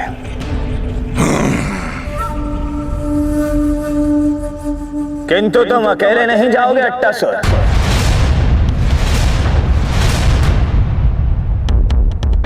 सैनिकों,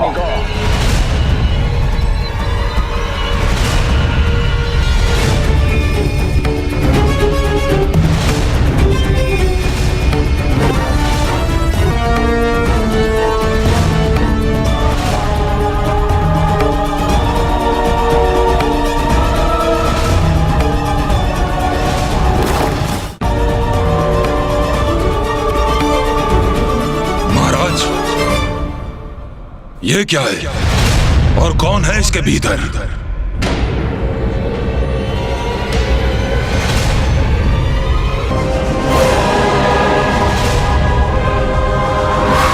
खोलो इसे।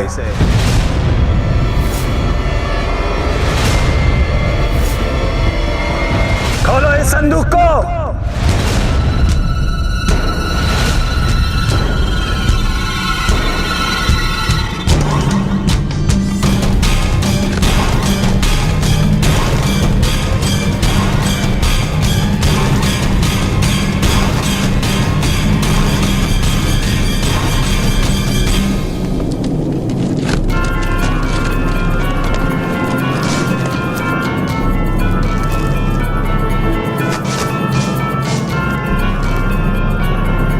ये क्या महाराज, ये संदूक तो रिक्त है।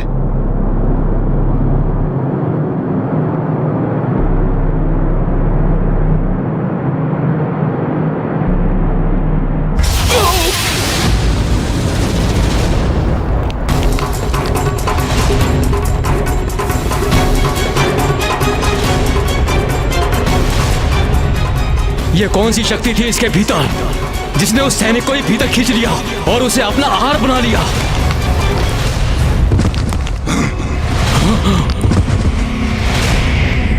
ये तो कोई भयंकर आसुरी शक्ति प्रतीत होती है। कारिका! कारिका!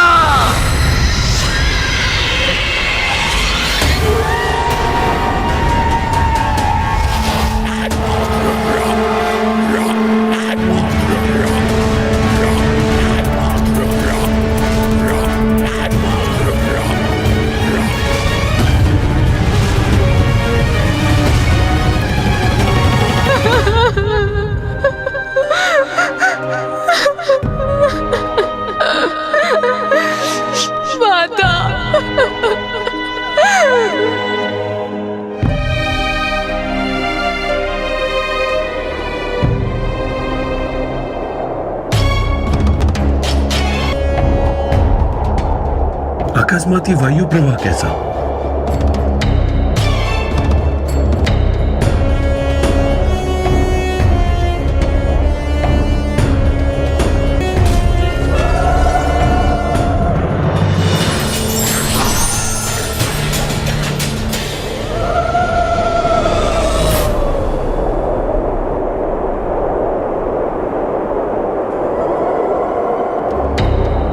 अब वो समय आ गया है जिसकी हमें कब से प्रतीक्षा थी।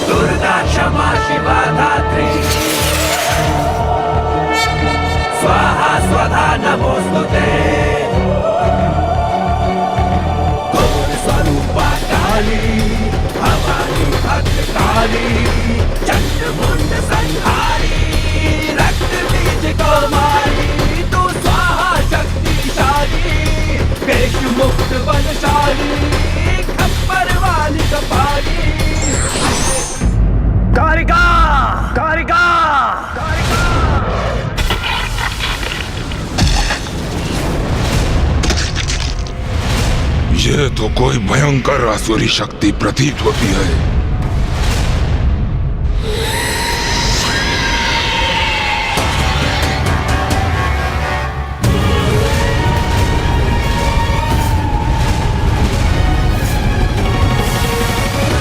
प्रणाम महाराज, आपने मुझे बुलाया? कहिए, क्या आदेश है मेरे लिए? एक अत्यंत महत्वपूर्ण कार्य तुम्हें सौंप रहा हूं मैं कारिका। जाओ, अट्टासुर के साथ जाओ, ढूंढो उस आदि देवी शक्ति को, और यदि अट्टासुर उस देवी का अंत करने में असमर्थ रहा तो तुम इस कार्य को पूर्ण करो।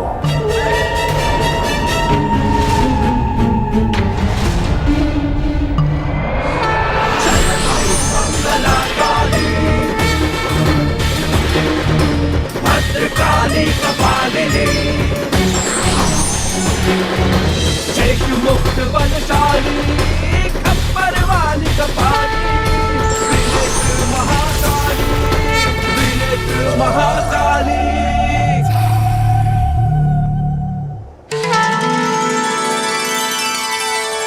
माता। पुत्री, भूल तो कामदेव से अवश्य हुई है। अपने पंच बाण से महादेव में काम जागृत करने का प्रयास करने की बहुत बड़ी भूल। वो महादेव जो स्वयं में ही रमते हैं, उनमें भला कोई काम जागृत करने का प्रयास कैसे कर सकता है? माते, स्वामी से भूल हुई, ये मैं स्वीकार करती हूँ, किंतु उन्होंने जो कुछ भी किया देवराज इंद्र की योजना के अनुसार किया, उनके आदेश पर ही किया। यदि माता का क्रोध जागृत हुआ तो अनर्थ हो जाएगा, क्योंकि उसके पश्चात न मैं देवराज इंद्र रहूंगा और न ही मेरा इंद्रलोक।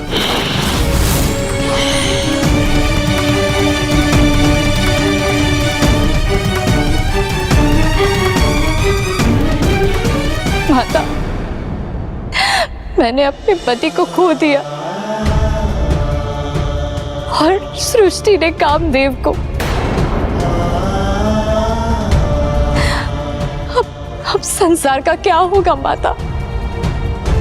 कामदेव के बिना प्रजनन रुक जाएगा, सृष्टि में नवीन जीवन का संचार होना थम जाएगा, अनर्थ हो जाएगा माता, अनर्थ हो जाएगा।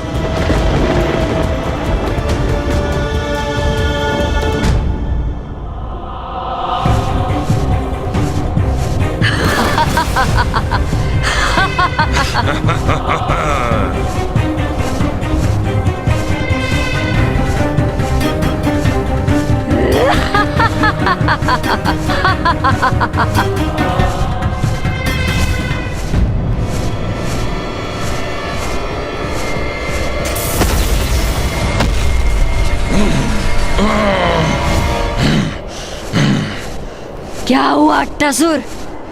हम यहाँ क्यों रुके हैं? राजभवन के निकट क्यों नहीं? कहीं यहाँ पुनः आकर मैंने मूर्खता तो नहीं की? कदाचित मुझे उस चिकित्सक के सुझाव पर कुछ और समय विश्राम कर लेना चाहिए था। इस कारिका को यहाँ का मार्ग बताकर मैं स्वयं को सुरक्षित ही रखता तो उचित होता। तुम्हारी श्रवण शक्ति शिथिल है क्या? हुआ क्या है तुम्हें? चलो, यदि तुम नहीं जाओगे तो मैं स्वयं ही चली जाऊंगी। इस देवी आदि शक्ति का अंत मैं अकेले ही कर सकती हूँ।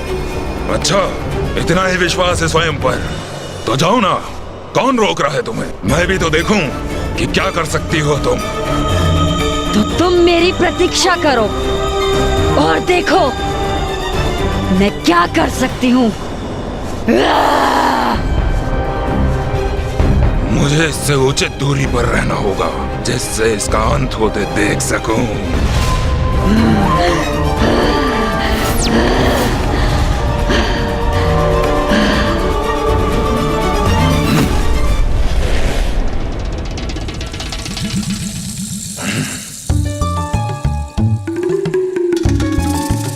उचित है, मेरे लिए यही स्थान उचित है।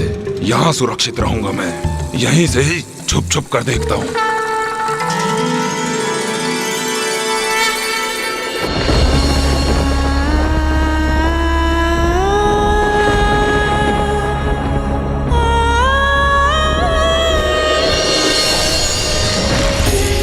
सरस्वतीं व्यासं ततो जयम् उदीरये।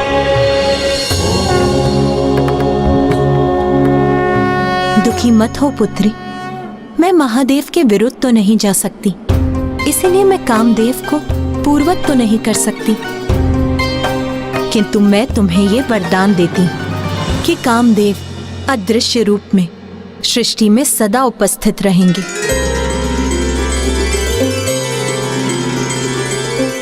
और उनकी पत्नी होने के नाते एकमात्र तुम ही उन्हें देख सकोगी।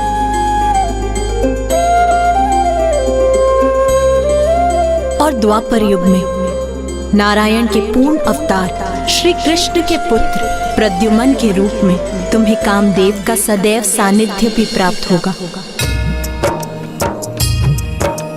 या देवी सर्वभूतेषु शक्तिरूपेण संस्थिता, नमस्तस्यै नमस्तस्यै नमस्तस्यै नमो नमः।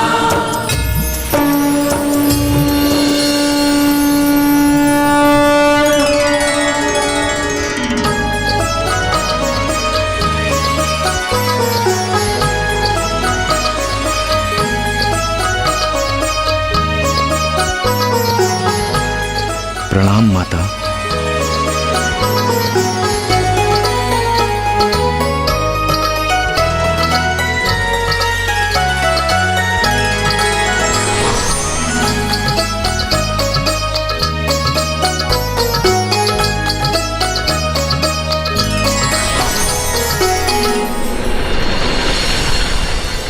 स्वामी, मैं आपको देख सकती हूँ स्वामी। माता ने आपको नया जीवन प्रदान कर दिया स्वामी।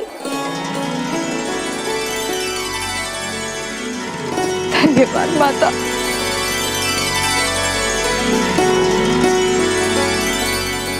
मुझे क्षमा कर दे माता। मैं तो सृष्टि के हित में महादेव की विरक्ति दूर कर उनके मन में स्नेह और प्रेम भावना उत्पन्न करना चाहता था। इसलिए मैंने जो भी किया वो किसी द्वेष भावना से नहीं किया, किंतु मेरे कारण महादेव क्रोधित हो गए। कामदेव, आप ये भूल गए कि यदि महादेव में कोई काम भावना जागृत कर सकता है तो वो एकमात्र आदि शक्ति है, अर्थात स्वयं मैं।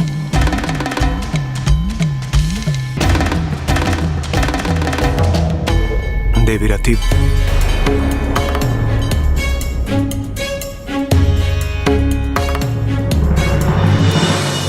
देवी रति, मैं कामदेव को देखने में असमर्थ हूं, किंतु मैं आप दोनों से क्षमा याचना करना चाहता हूं। मैं आपका अपराधी हूं, मेरी क्षमा याचना स्वीकार करें।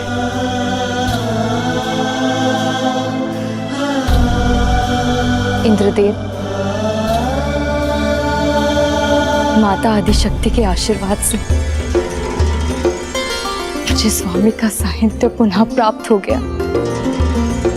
संसार को कामदेव रति प्राप्त हो गए माता की कृपा से। मुझे मेरे स्वामी प्राप्त हो गए, वो पुनः अस्तित्व में आ गए, इसीलिए मैं अब किसी पर भी क्रोधित नहीं हूँ देवराजेंद्र। अब हमें आज्ञा दीजिए माता।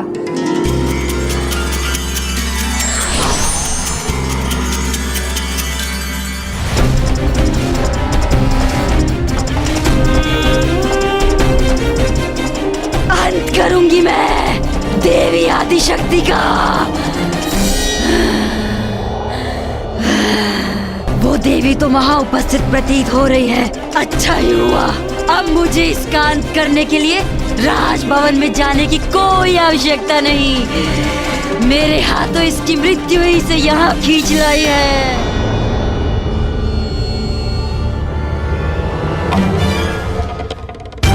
कारिका देवी शक्ति का अंत करेगी, फिर मैं उस दुष्ट कारिका का वध कर देवी आदि शक्ति के अंत का श्रेय ले लूंगा।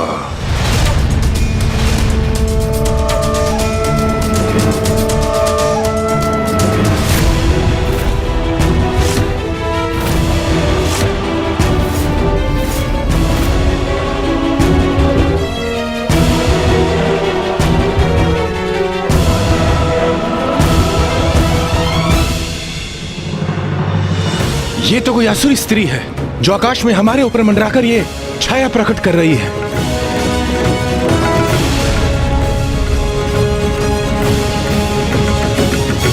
तारकासुर बहुत समय से शांत बैठा था।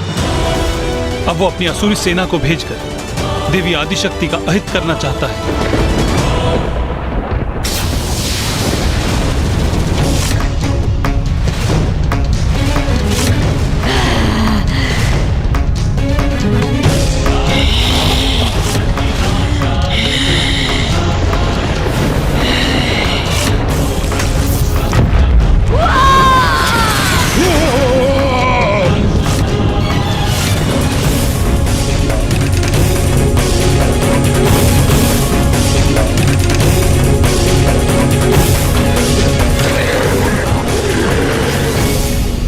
ब्रह्मदेव, नारायण, ये क्या घटित हुआ?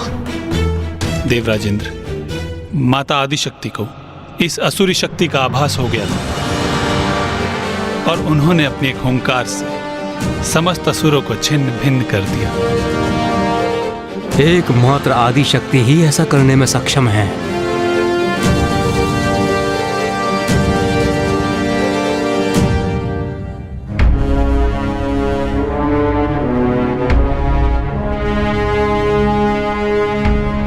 ब्रह्मदेव, विष्णुदेव, आप दोनों के हृदय में कोई चिंता अवश्य है। बताइए मुझे, आप इतने विचलित क्यों हैं? देवी आदिशक्ति, तारकासुर का आतंक बढ़ता ही जा रहा है। उसने स्वर्ग पर भी अपना आधिपत्य स्थापित कर लिया है। यज्ञ में व्यवधान उत्पन्न कर रहा है।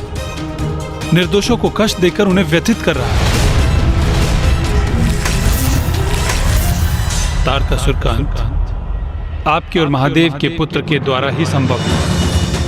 अब एकमात्र आप ही जो महादेव में काम भावना उत्पन्न कर उन्हें विरक्ति के भाव से बाहर ला सकते हैं। इसलिए ताड़कासुर के अंत के लिए, सृष्टि के हित के लिए आपका और महादेव का विवाह अनिवार्य है।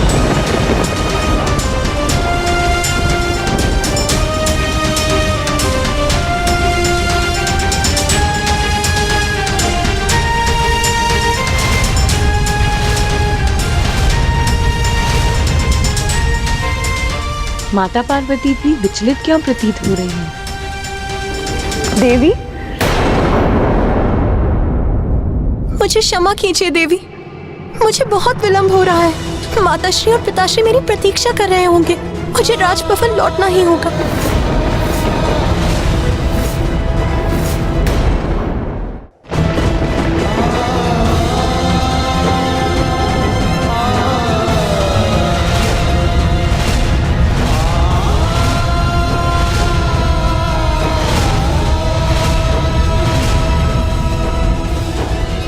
मैं कुछ समझा नहीं। माता पार्वती पुनः महाराज हिमावन की पुत्री के रूप में आ गई, किंतु क्यों? इसका कारण तो स्पष्ट है। एक नारी की गरिमा, उसके संस्कार और सम्मान। अपने पिता महाराज हिमावन की आज्ञा के बिना विवाह तो दूर, माँ कुछ भी नहीं करने वाली थी। माता आपने सर्वथा उचित कहा। माता पार्वती ने महाराज हिमावन की कन्या के रूप में जन्म लिया था,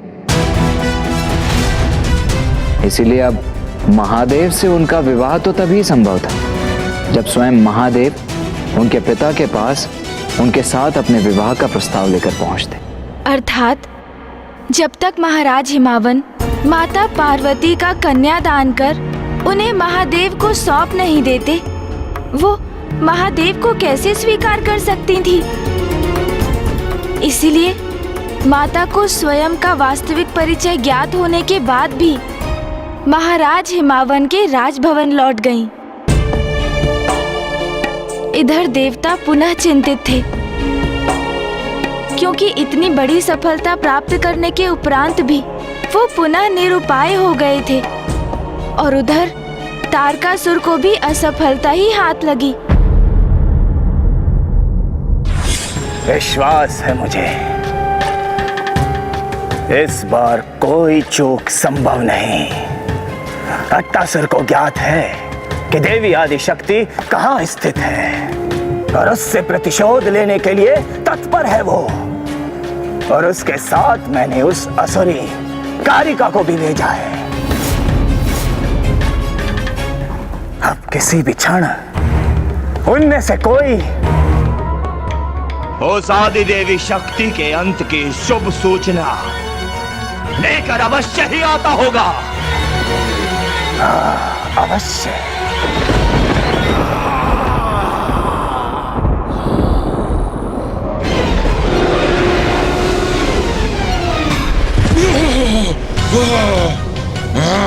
अट्टासुर पुनः आहत अवस्था में?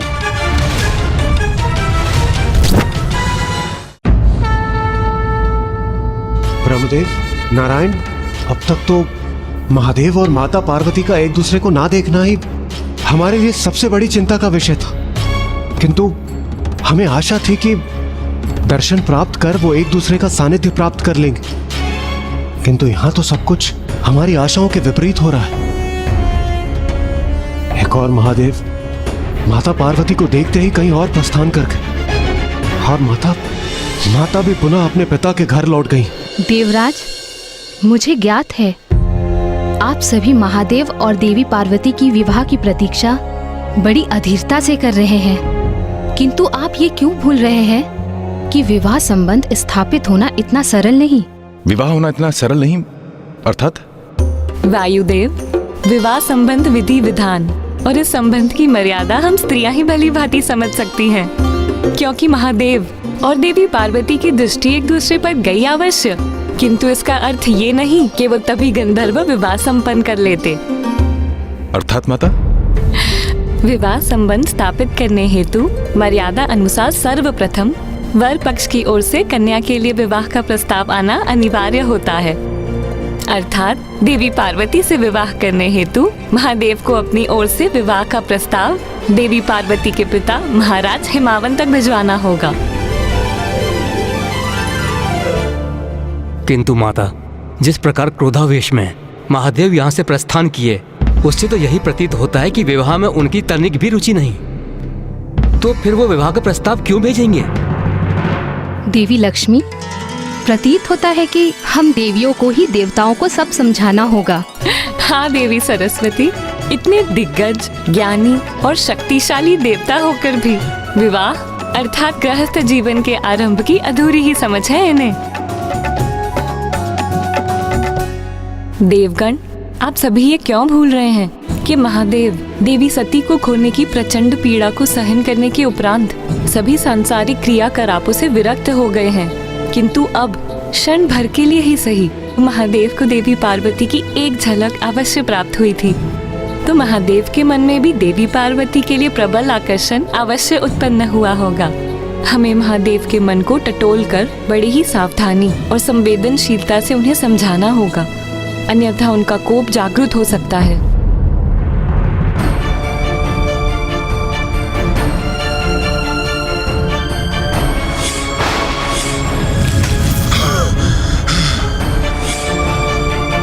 माता लक्ष्मी, माता सरस्वती, महादेव से विवाह के विषय में चर्चा करने और उसका प्रस्ताव रखने का साहस किसमें है? क्यों देवराज, इसकी चिंता आप क्यों करते हैं? इसके लिए नारायण है ना। मैं? परंतु मुझे ये सौभाग्य क्यों प्राप्त हो? इसलिए स्वामी, क्योंकि आप कन्या के भ्राता जो हैं।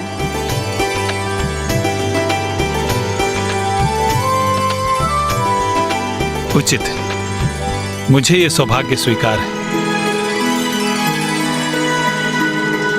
नाथ, आप तो महादेव के समक्ष जाने के लिए आतुर हो गए, किंतु इसका विचार किया है कि आप उन्हें कहेंगे क्या?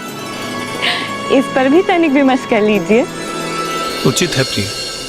महादेव की ओर से महाराज हिमावन के पास देवी आदिशक्ति के विवाह का प्रस्ताव बाद में जाएगा। उसके पूर्व मैं देवी आदिशक्ति के विवाह का ऐसा प्रस्ताव महादेव के पास लेके जाऊंगा जिसे वह स्वीकार नहीं कर पाएंगे।